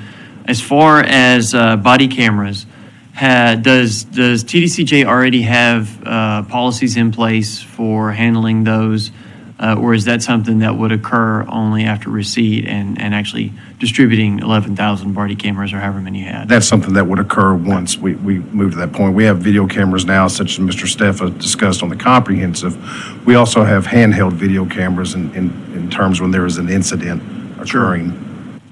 Sure. Okay. Well, certainly I know that that's something that would be on the horizon if once you're having to hand those out, both on their care and their use and the distribution or availability of those for a variety of different reasons. So, Chairman, I did leave off in regards to the fencing.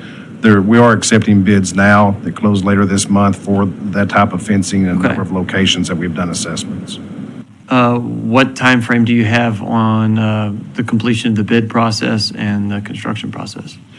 Bids close next week, and then we'll be evaluated through our business finance contracts procurement process, and then as monies are available, would build out as far as timeline to stand those up. So there's an opportunity that we could see, I hate to say this, but cost savings in terms of personnel, even this fiscal cycle.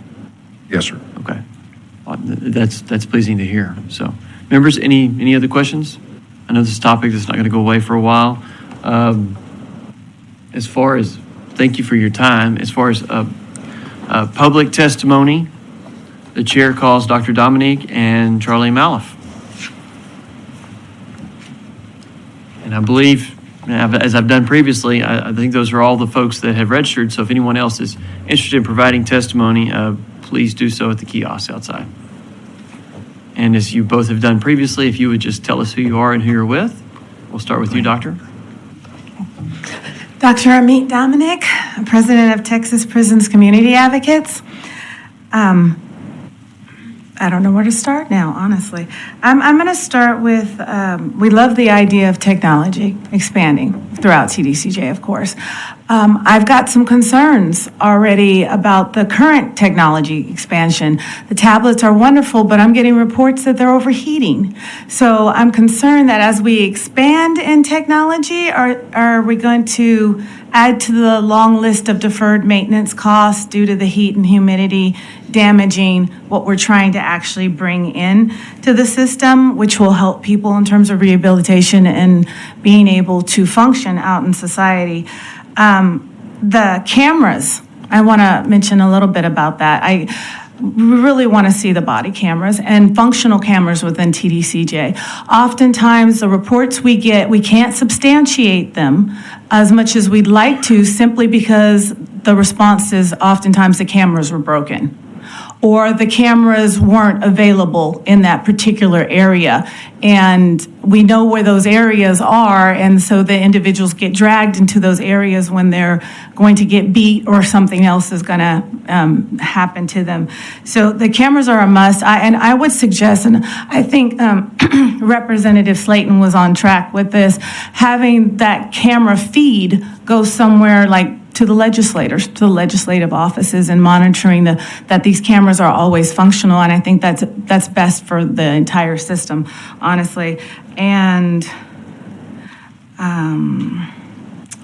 lack of staff is still a concern with the technology as well. Trying to remember what else I had on my notes that didn't get covered already. Oh, cell phone limits. Representative Slayton hit on this too, and I'm kind of wondering myself, is it possible as like a parent you can set settings on the cell phone, so there's certain things you can't do on the cell phone, and I think that's a possibility. Also, I'd be remiss if I didn't mention the fact that a lot of these cell phones that are coming in happened during the times when there weren't family member visitations going on. So I think that examining what's going on that's contributing to the illegal cell phones also needs to be addressed a little bit more heavily. And I think that's it for me. So thank you. Thank you for your testimony. Members, do you have any questions? Okay. Thank you, Mr. Maloff. My name is Charlie Maloff. I'm the Director of Government and Legislative Affairs for Texas Cure. And I just want to expand a little bit on the in-house camera system. As I mentioned, some of these cameras, they don't have audio. And I think those cameras need to be replaced with audio because we get a lot of complaints from the families and where their inmates being accused of assault or other thing, and the response was, well, there's no audio, so we can't tell you what was said or what wasn't said. So while it may show there's no physical confrontation, the camera, we did have one incident where a inmate was accused of making comments to the officer, but the camera actually had audio. And when they went back and reviewed it, the inmate was correct. There was nothing derogatory, there was nothing profane or anything, and the disciplinary case was overturned. So in that case, it benefited to have the audio. But how many more go that don't? And the other problem that needs to be changed by policy or whatever is, right now, it's my understanding that all video is erased at 21 days unless there is a notice demand for preservation of video evidence. So anytime that there's an incident or anytime that there's a grievance, that video, anything that's related to that incident needs to be preserved automatically. So you can anticipate there's going to be some form of litigation somewhere along the way. You have due process if it's a major disciplinary.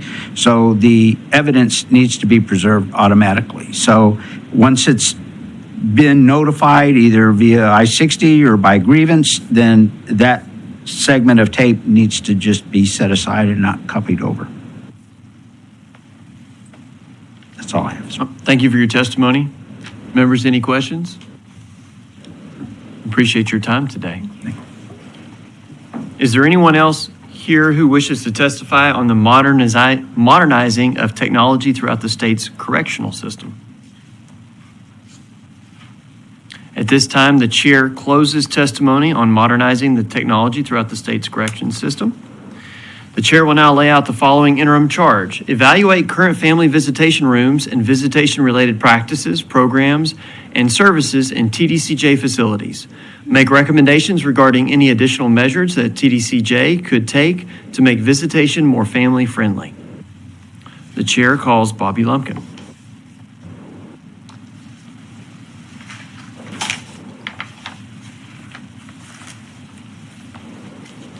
And I know you were just here, but you'll remind us of, some of us have very short memories. Absolutely, yes, sir.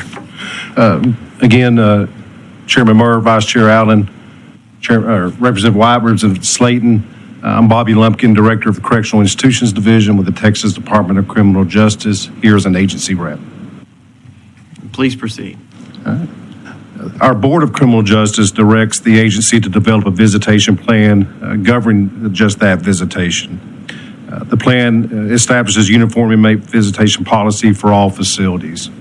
As a individual comes into TDCJ, we provide them an orientation, both verbal and written, on how to develop their visitation list and seek approval for a visitation list.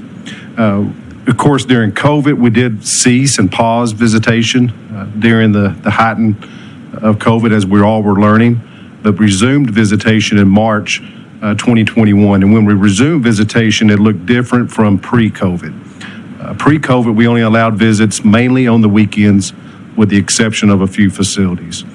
Post-COVID, however, we do visitation on the weekends, also Monday, Wednesday, and Friday afternoons on our facilities. We also worked with our information technology group to build a portal where an individual can go on to set a predetermined time to visit with their loved ones. Pre-COVID, you just showed up at the unit, first come, first serve. Post-COVID, you actually go onto the portal or call the facility and schedule your visit for that Monday, Wednesday, Friday afternoon, or Saturday and Sundays. In addition, we've also stood up during COVID video visitation, one of two different ways, either through a kiosk on 13 of our facilities, that's through our phone vendor, or through a handheld, basically a Samsung tablet, that you can have a video visitation with a loved one. The family can also do that through the portal or by calling the facility. Coming out of COVID, we continued with that model and have no desire to cease the video visitation model that we have now, just to continue to maintain. In our visitation areas, we do provide activities for the children of loved ones or friends, such as coloring pages, crayons, as well as children's books. We also provide vending machine opportunities, and we ask our wardens to ensure we monitor the contents of the machine, that when the inventory goes low and we have challenges and maybe in a rural area to keep those filled, that we get those addressed. Also, we allow an opportunity for loved ones to have a photo with the ones that they're visiting. Pre-COVID, we actually charged a fee for a picture, and post-COVID, here recently, we started our photograph opportunity again. We do that free of charge to the family. So the family can come the first weekend of the month. They can have a picture with their loved one and a picture with their loved one by themselves. And the following, within that same week, we actually email those photos to a family member or friend free of charge. I do want to take the opportunity as we talk about visitation to also talk about our tablets. And I know that was one of Representative Sherman's questions about tablets and where we're at on tablets. So as many know, we are in the middle of rolling out tablets to our inmate population. Today, I can tell you that 18 of our facilities, inmates have tablets. I can tell you over the next 2 months, we have close to 30,000 additional tablets being rolled out. There are 5 female facilities of the 18 that have tablets today, and over the next 2 months, another 5 female facilities out of the 13 will have tablets. These tablets have a lot of free content. There's also content that can be purchased. The Gutenberg Library resides within the tablet of 55,000 volumes. Inmates can also make telephone calls from the tablet. The tablet does not have a camera. Does not have a video visitation option, but you can make a phone call from the tablet. Currently, the phones are in the day room area of our facilities. So you go to the facility, if you're an inmate, you come out of your cell, you go to a phone that's affixed to the wall, similar to what looks like a payphone. However, with the tablets, they can do it within their living area, and our phone systems are open from 5 in the morning till midnight. They certainly still have a responsibility to be at school, to be at vocation, to be at work, or an appointment, but other times they can utilize the phone to make contact with loved ones. There is some free education and vocation programming on the tablets, but there's also paid versions too. The potential of the tablets going forward are endless. We see a number of items or a number of things that can be done with Wyndham, with our stakeholders within the agency and external to the agency.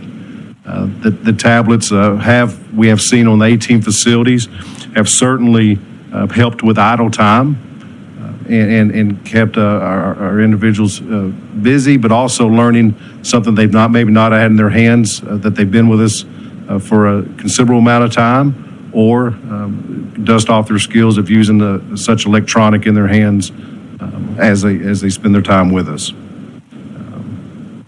And as Mr. Steffen mentioned, the tablets do not take away from our bandwidth. It is a system that is provided by the vendor.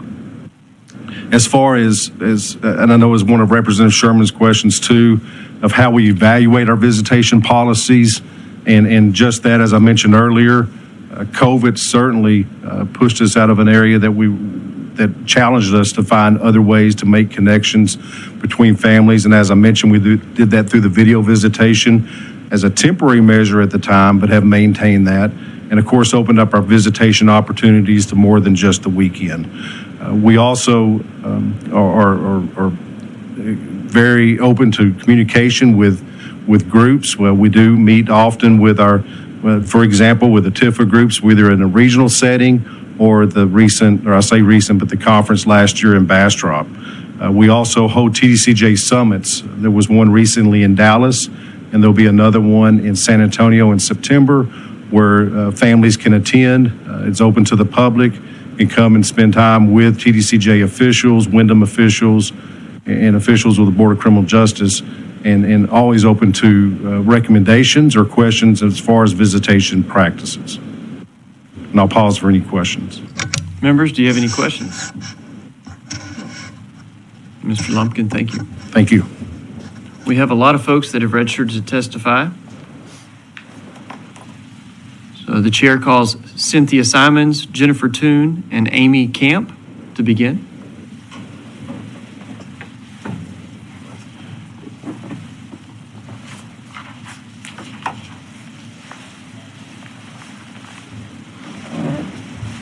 Ms. Camp, we'll just begin with you. Good afternoon, Chair, Vice Chair, members of the committee. My name is Amy Camp, and I'm the Communications Director with TIFA, the Texas Incarcerated Families Association, formerly the Texas Inmate Families Association. And to start, I just want to, quote from a Yale Law and Policy Review article about prison visitation that says smart visitation policies make prison personnel and prisoners safer, decrease crime, save money, and mitigate the damage incarceration wreaks on families and community. And, I think that we all know that that's so true. And so I think that, of course, it's like one of the highest priorities to make sure that we're doing everything that we can to encourage visitation.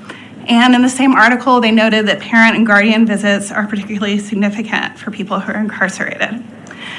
And so I think, some things that we've heard from our members and that, I know from my own experience is that, first of all, we really need to prioritize sending people to facilities closest to their families and support system. I know that it's such a hardship for families when they're having to travel great distances to see their loved ones. So I think anything we can do to minimize that travel time is really important. And then, of course, we've heard so much throughout this hearing and just all the time about staffing. And of course, reduced staffing is impacting visitation. We've heard that people are having visits cut short because of reduced staffing, or sometimes the staffers are unfamiliar with visitation policies. And so, I think, well, first of all, I'd want to echo Dr. Dominic about, I think that some of this, these staffing issues are due to the conditions and people get demoralized, and we've definitely heard that anecdotally. And so, everything that we can do to improve those conditions, including with the air conditioning, reducing violence, we need to be doing to promote better staff retention. But I also think that with visitation, if we were able to have a program where there could be dedicated staffers for visitation, that could really improve the setting and make things more comfortable both for incarcerated people and their loved ones. People, and I think also, when you have a job, you want to have a job where you know your responsibilities. But I think with visitation, you're often working with young people, you're working with elderly parents, and so having that expertise can be really valuable. And then just one more thing I want to mention. I feel like, this can seem trivial to people who maybe don't have experience, but, the vending machines, we've definitely heard from our members that they're not necessarily, being stocked. They're not necessarily working. And I think that, a lot of people, they have health conditions. I know personally, my husband has diabetes. Like, access to food is just a huge issue. And again, especially when we're thinking about elderly parents and other family members, they really need that access to food. But also, it's just a way to have community with your incarcerated loved one. And so not only making sure that the vending machines are stocked, but they have a variety of food, including food that's more like meals, like sandwiches, would be a great improvement. Thank you. Thank you, Ms. Camp. Members, do you have any questions? Chairman White. Yeah, thank you, Mr. Chairman. You're talking about the vending machines in the visitation area, right? Yes, thank you. Okay, Ms. Toon. My name is Jennifer Toon. I'm representing the Coalition of Texans with Disabilities. So I think, I have been on both sides, receiving a visit and going to visit loved ones and friends. And y'all, a visitation room at the Crane unit is exactly the same as it was when I went in in 1997. And there are some real simple solutions to making visitation more accessible and more family friendly. And I think those revolve around the environment, which of course, accessibility, and staffing. So in terms of accessibility, I'm hearing problems with loved ones, wheelchair accessibility, elderly parents being able to navigate broken cement, steps. Again, as Amy was talking about conditions, that really plays an important role. And also kids with autism, with sensory issues.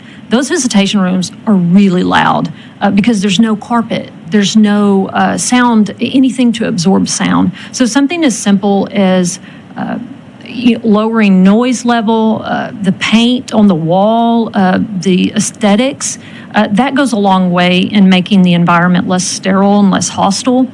And again, also I'm going to agree with Amy, is that we saw, those of us that would go to our visits, we would always ask, girl, what officers work in visitation? Because it was, the whole mood of visitation was determinant on that staff that was running it. And I know TDCJ is having a staffing crisis just like many other agencies. But if there was a way that we could have consistent, specifically trained staff to work visitation, that would go a long way. Recently, I was visiting a friend and a young woman who didn't know English very well, had 5 children to visit her sister. And the staff member was overwhelmed and visibly upset. There was a lot of kids and all they had was sugary food to eat. And the books and the toys that were mentioned are in the corner, broken, old. The visitation rooms are not friendly, and the kids were, being children, and the staff was just visibly shaken. And she said, if you don't sit down and be quiet, I'm going to make sure your aunt goes back to her dorm and you don't get to see her ever again. And my friend said, oh my God, did you hear that? I said, mind your business or we're going to lose our visit. But it's understandable that staff that doesn't have that type of training with kids or kids with autism or any type of disability or just children in general, they're not going to understand how to communicate with our families. So environment and staff is just some simple ways that we can make visitation family friendly. And I know that TDCJ may, when we talk about things that might cost stuff like painting the walls or adding carpet or doing, anything like that, there are people in the community, ministries, volunteers that would be more than happy to come make our visitation rooms more family friendly. Thank you. Like you would help them, right? You would paint them. Yes, ma'am, I sure would. Thank you, Ms. Toon. Yes. Any questions? Okay, then Ms. Simons. Hi, my name is Cynthia Simons. I am here representing the Texas Women's Justice Coalition, a subgroup of the Texas Center for Justice and Equity. So A few stats. So we know that 81% of women incarcerated are mothers. Categorically, the Black single woman has the highest rate of incarceration and has now for a few years.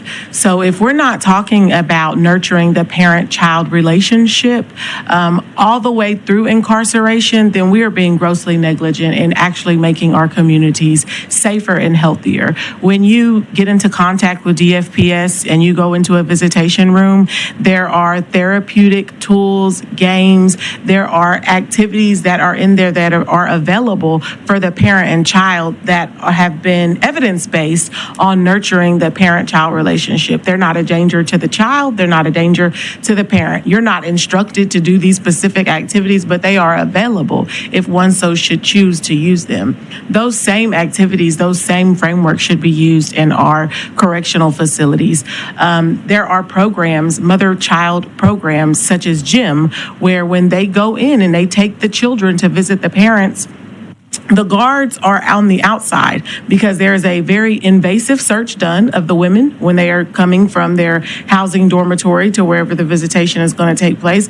And then people coming into the prison, they are searched, even children sometimes, even questioned. So the security risk is no longer, it shouldn't be something that's still on the table, right? If we put these policies in place so that we eliminate security risk. So the COs should be outside, especially if they do not have training on child welfare, if they do not have any type of trauma-informed, gender-appropriate training to be dealing with families, because what you're doing is taking a very vulnerable population that we know has that most of the women come in have severe trauma. The child being separated from their parent, trauma in itself, right? And then you're re-traumatizing them. You are further victimizing these people when we should be here helping to nurture the parent-child relationship so that this bond can grow, so that they can continue to guide and be there for their child in the hopes that when they come home, that they can begin their role as the primary caretaker for the child again without any excessive trauma from TDCJ. And these protocols are already in place. You just have to implement them. You have visitation 5 days out of the 7 days now going on. 1 day is a family visit day.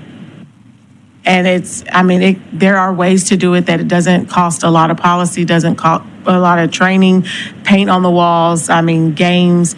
You can take DFPS's framework for what they do in those visitation rooms and just mimic it.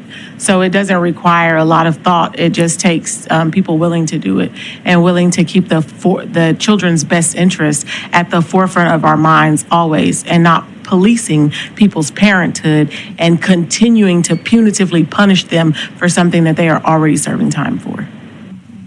Thank you. Any questions? Thank you, Ms. Simons. Any May I questions? ask a question? Yes. I heard you say that the majority of the women incarcerated are single Black females. The categorically who has the highest incarceration right now is the single Black mom. So she has the highest likelihood of being arrested and incarcerated. Okay, what's the crime they committing?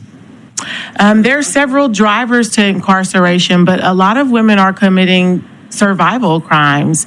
They may be in domestic violence situations. They may be stealing. They may be writing hot checks. They don't have the financial stability to provide for their families, so then they do take into crimes of survival. Substance abuse disorder. Substance abuse disorder is criminalized. So mothers cannot go and say, hey, I started taking prescription pain pills because I had a knee surgery and now I've gotten addicted to them. They can't go do that without fear of being incarcerated, without fear of their children being taken. So this monster they're left to try to deal with on their own, because there's a punitive punishment for going to ask for help. If you go in and say, hey, I need food for my kids. We don't have food this week and I don't know when it's going to be 2 weeks before I get paid again. You run the risk of having your children taken from you. So there's not a safe place to go ask for help. I was a single mom with 2 children. I graduated high school when I was 15 years old.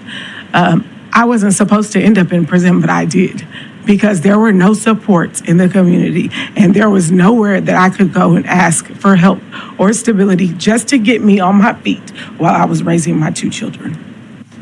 I got you. I'm just gonna throw it out there, it's not in the proper place, but I was wondering if they had ever thought about FaceTime visits. You know, you could have a certain number of phones you could use to do FaceTime, particularly in this time, and I'm talking to them out there, I guess, this time when gas is $5 and $3 and $5 to go somewhere to visit somebody. And for the most part, when people are in this position, they don't have even a car. So to come and visit someone. So with the new technology, we need to think new technology. FaceTime is there. So we could have some phones that that they could use for FaceTime. And you could do that, and people could stay home. I don't go to the prison. I can't handle it. Absolutely. And I mean, just the prison culture, unfortunately, is still very dehumanizing. So that in itself is a solution to saving the children some trauma. I mean, and there could even be a group type family visitation where there was some trauma-informed practices facilitated by a volunteer, where you are truly being thoughtful about nurturing the parent-child relationship and doing some intergenerational healing instead of just intergenerational mass incarceration. Because going to the prison is traumatizing. I can't do it. I can't do it. So I tell my family members, don't do it. I'm not coming. I'm not doing it. My mother said the same thing. I'll save myself. Ms. Simons, thank you for your testimony. Could I just respond to Representative Allen? I'm sorry. I do want to say that I agree with you. I know that there are family members who definitely don't want to go to prisons and jails, and they don't want their children in that environment. But I do want to note that those video visits, you know, for some people, they're just not a substitute for that in-person contact. And so while I agree we need to have, you know, all the different options on the table for what people are comfortable with and what they're able to do, I still believe that we need to prioritize in-person visitation because, you know, just seeing someone in person, it's so different even from seeing them, you know, on a tablet or something like that. And for some people, you know, I know for myself, it's just irreplaceable. And you're right. I'm just giving another way to do it. Some family members are bedridden. Some are in wheelchairs, which makes it really hard for about 2 or 3 people have to go to the prison to take mom in the wheelchair and get her out of the wheelchair. So it's good for them if you want to do it. But that's just another means of of doing it. Right. All right, anything else? No, I hope they're listening. All right. Thank you for your testimony. We appreciate that. Thank you. Chair calls Dr. Dominic, Mr. Malouf, Ms. Eldridge. Okay. And I don't show that anybody else is registered, so this would be our last panel of public testimony. So if anyone is interested, please go to the kiosk outside and be sure to register. Doctor, let's start with you. Dr. Amit Dominic, President of Texas Prisons Community Advocates. If I had to isolate the biggest factor for problems with visitation, I would say inconsistency among the units. So as my fellow advocate said, your visitation experience is hugely determined by the staff that's present. So for example, last time I went to the Gorey unit, great experience for that. The staff were great that day. However, I'm getting reports from my family members who are at the Beetle unit, and when you have a contact visit, you're supposed to be allowed a hug and a kiss when you enter. Well, they were told that we don't do that at Beetle unit. And when they offered the visitation policy, they were told that, well, this is a Beetle unit. We don't have to do that here. So over the years of experiencing these visits at various units, you find that it's different across each unit. You don't know if you're going to be searched or not searched, depending on the unit. You don't know what the guard's reaction is going to be, depending on the various units. And my grandmother always said that you never really know anybody until you walk a mile in their shoes. So as a family member, that experience to begin with, especially when you're first coming into this, is hugely intimidating. And when you're treated like one of the incarcerated individuals, because we know that there's a hierarchy there, right? It's almost overwhelming to the family members. They don't know what to say. They don't know what not to say. They don't know if they're going to get in trouble for something. And that tense feeling there is something that definitely needs to change, and it should be consistent across all the units. You don't know what you're supposed to wear sometimes. There is a policy. However, as a woman, if you go in I'm trying to remember the name of the pants that are just the stretchy pants. One unit, you might be okay. Another unit, they might say, you need to go to the store and change your clothes. But you never know what that situation is going to be like. So making things consistent across the various units, and I understand that is extremely challenging because we still have entirely too many prisons within the state of Texas. The other thing that we're seeing this summer, and I have to be honest with you, this is the worst summer I have ever seen as an advocate. I have over 300 pieces of mail in my car right now that I got in between early July and the present, that are talking about all the atrocities that are happening this summer with the heat. But visitation has been impacted. So some units are doing visits one days, other units are doing it the other days. Some are canceling the visits randomly. There was a couple who came from Europe, all the way from Europe. Their visit was canceled and they couldn't go to their visit that day. So I think that those are some of the things that we, really hearing from some of the family members and hearing from the incarcerated people and just listening and say, how can we change this? How can we make this a more positive experience? Because we do know that visitation is key for success when they come out of the prison system. So we need to do as much as we can so we can keep those recidivism rates lower through establishing those family relationships that are traumatized and torn already. And I think my time is up. Thank you so much. Any questions? No, I hope they're listening. We don't have to talk about it. I hope they're listening out there. You hear these things, you can correct them. That's just simple. Treat people the way you want to be treated. Mr. Maliff, next. My name is Charlie Maliff. I'm the Director of Government and Legislative Affairs for Texas Cure. We've received some complaints. We have some concerns. Prisoners are now getting lay-ins for visitation. However, some of the units are bringing them down, having them sit down, and they're starting the clock regardless of the fact that the visitor is still trying to process in. In some cases, this has resulted in only a few minutes of visitation just because of the process. As Amit said, there's no consistency system-wide on lay-ins or non-lay-ins for visitations. There should be some form of standardized process. The Michael unit is refusing to do pictures. Some prisons are not letting kids under 18 sit with their incarcerated loved one. Vito unit is making persons with prosthetics take them off. In one instance, approximately 2 months ago, a Miss Williams made a lady who had prosthetics on both legs take them off and told her if she could not crawl through the metal detector, she had to cancel her visit. YRCO has not provided handheld metal detectors specifically for circumstances such as this. Persons with walkers and canes are having them taken from them. COs are outright disrespectful to visitors. Persons with disabilities who cannot drive need to have a place close to visitation where they can put their cell phone to call for their Lyft or Uber rides, especially when the driver forgets to come pick them up. When they check into the gate guard should know that they're in a Lyft or Uber. Why can they not notify whoever's in visitation that they've got one coming in and then have a special place set aside where they can put that phone in case that Uber person doesn't come back, that they can call for their ride. There should be some section close to the parking lot at all prisons, close to the visitor's interest, designated for visitors who have ride-alongs that are not authorized visitors, or whenever there are multiple visitors who have to take turns. Many families travel long distances and ask other family members and friends to ride with them for safety and other reasons.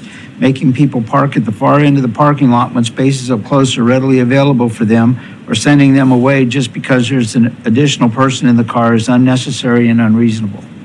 Units are creating their own dress codes. Persons who do not have pockets on the back of their pants are refused entry.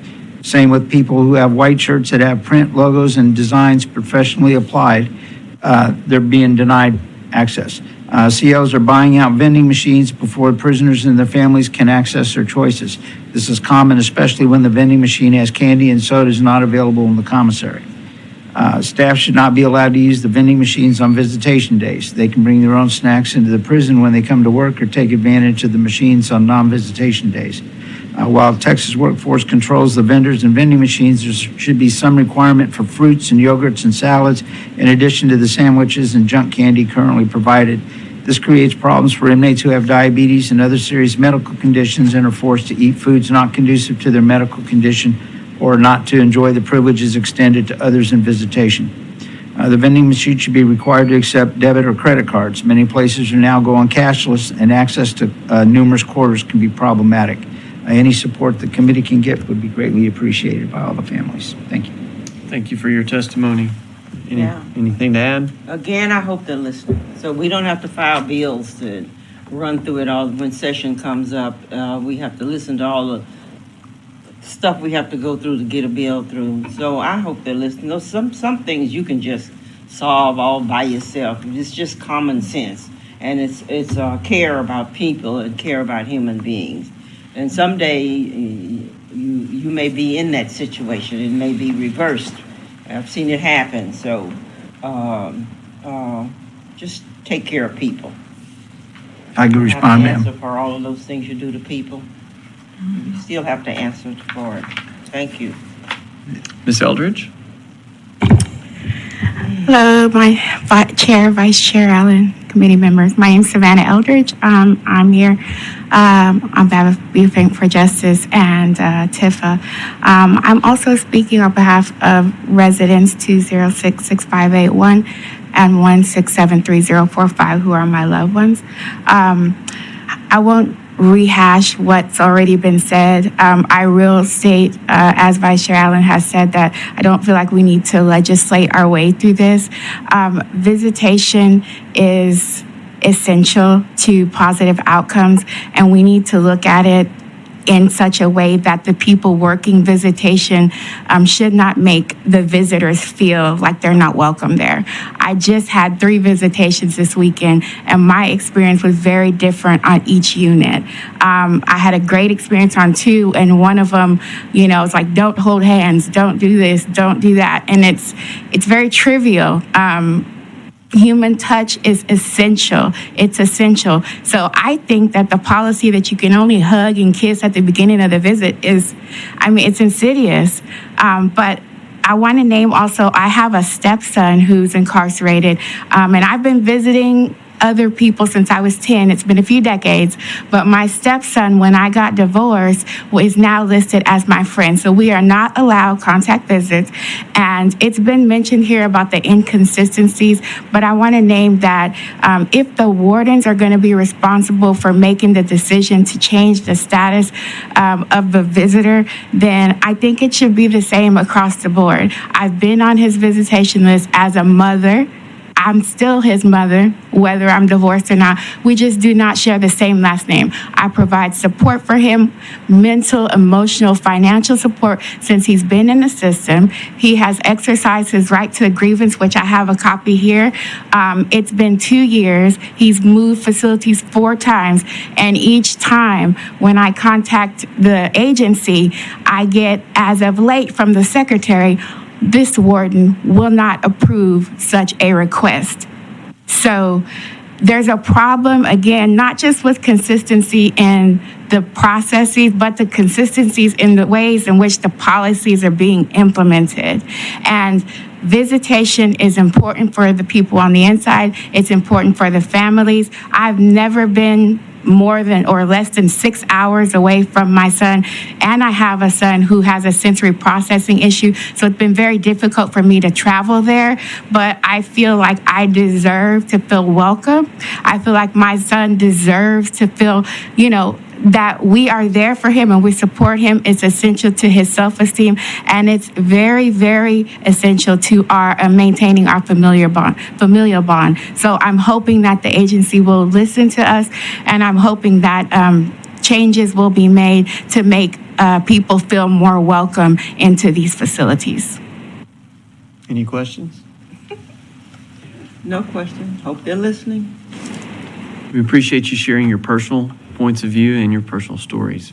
Thank you for your testimony. Thank you. Is there anyone else here who wishes to testify on family visitation rooms and related practices? We will now close testimony on the family visitation rooms and related practices topic. The chair will now lay out the following interim charge. For individuals in TDCJ facilities or on community supervision or parole, examine the availability of behavioral health services and the current treatment and recovery options available for those who are experiencing withdrawal from drug and alcohol abuse. Members, as a reminder, we listened to invited testimony on this charge on June 14th of this year when we held a joint committee hearing with the Committee on County Affairs. Today, we'll be hearing public testimony on this topic. The chair calls Ms. Eldridge and Dr. Dominic.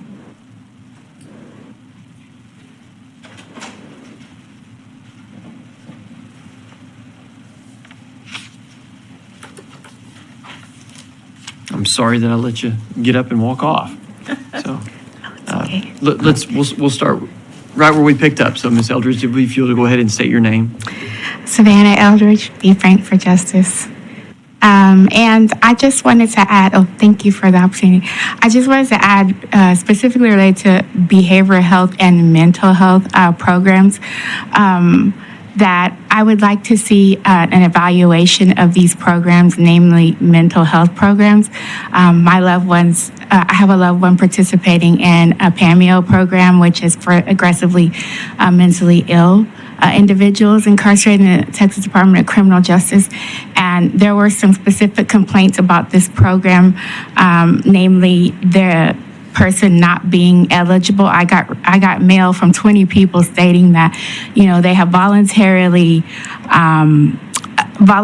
asked to be a part of the program, and then they were not allowed to get out, essentially. And it specifically states that if it is a voluntary program, so they should have been able to transfer out. But I feel like we need to take a closer look at the ways in which these programs of substance abuse, the mental health programs are helping folks, to be sure that when we're reallocating funds and reallocating resources, that we are actually getting help to the people that need them. Because with COVID, there's been an increase in spending on mental health, increase in need for beds. However, we don't know from intake to reentry to the community if, like Takumi, for instance, if these services are actually getting to the people that need them. So I'm just hoping that there would be a way, maybe through the Office of Health Standards or through a quality audit that happens, I think, every 3 years, that we can actually look at the ways in which these programs are helping folks to make sure that they're actually doing what they're supposed to be doing. That's all.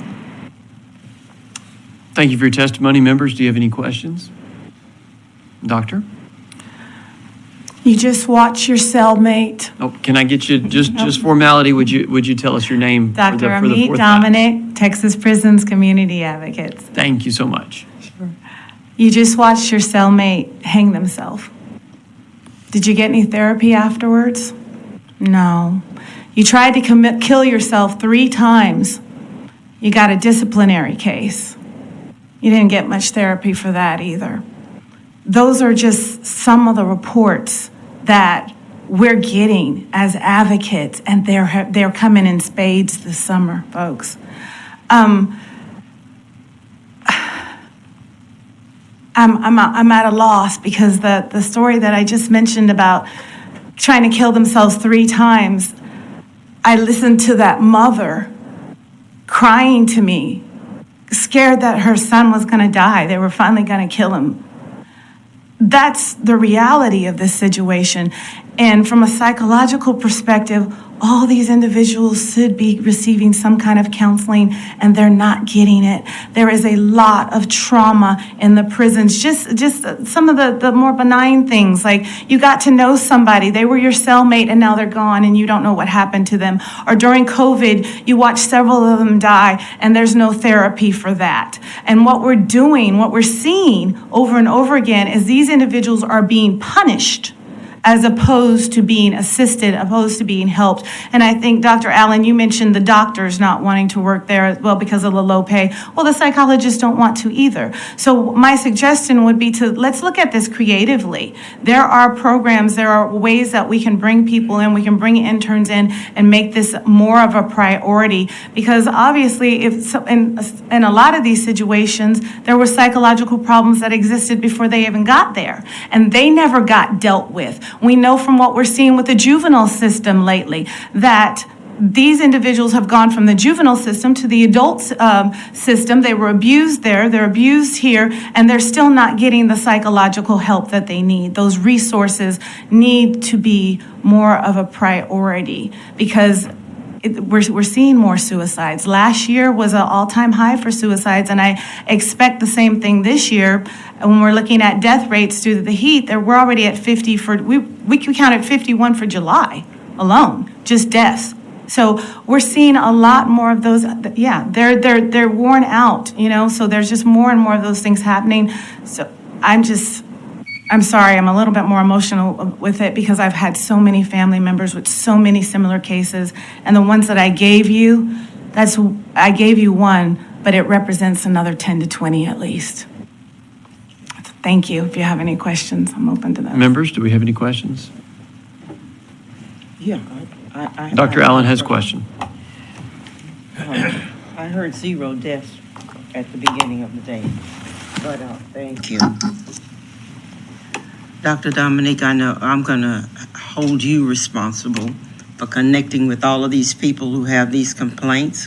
And if you could make a list, we sit here today and we say, you say this is happening, and you say this is happening, and you say this is happening. At the end of the day, I have not captured it all.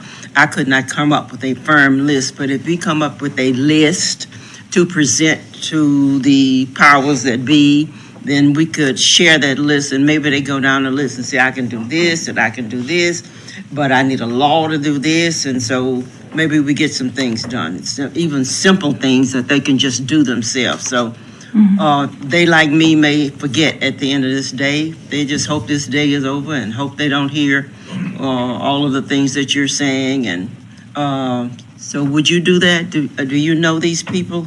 Yes. Okay, good.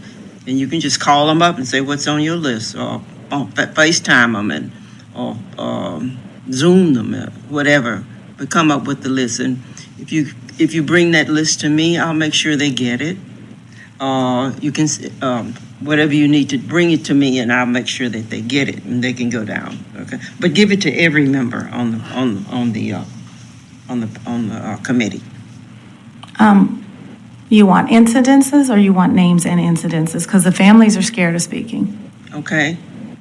No, I don't want to speak, but I need a list. Okay. Just a paper list to say this is happening, this is happening, this is happening here. Like he said, peer tutoring, we'd like to see that. Just things that you said today. Yes, ma'am. And you didn't have 3 minutes to speak, so you have 3 minutes to write. Okay? Yes. So that they don't have to go through a whole dissertation, but they get the idea. I'm just putting it in writing. Because stuff put in the air is not going to work. I forgot what she said happened over there. Mm-hmm. So, in writing. Yes, ma'am. Yes, ma'am. You can channel it through me. Okay? Thank you so much for your testimony today. We don't show that anyone else is registered to provide public testimony on this topic. So is there anyone else who wishes to testify on behavioral health services, treatment, and recovery options? Seeing none at this time, we will close testimony on behavioral health services, treatment, and recovery options. Members, I appreciate everyone being here today to take time to listen to everyone's testimony. As a reminder, all the charges have now been formally reviewed in our hearings, and the committee will compile and adopt a report including references to pertinent testimony and materials and submit it for consideration for the 88th legislature when it convenes in 2023. This concludes today's agenda. Is there any further business for the committee to address? Okay. If not, the chair moves to adjourn. Is there any objection? Hearing none, the House Committee on Corrections. I was going to do enough. No, it's kidding. House Committee on Corrections stands adjourned, subject to the call of the chair.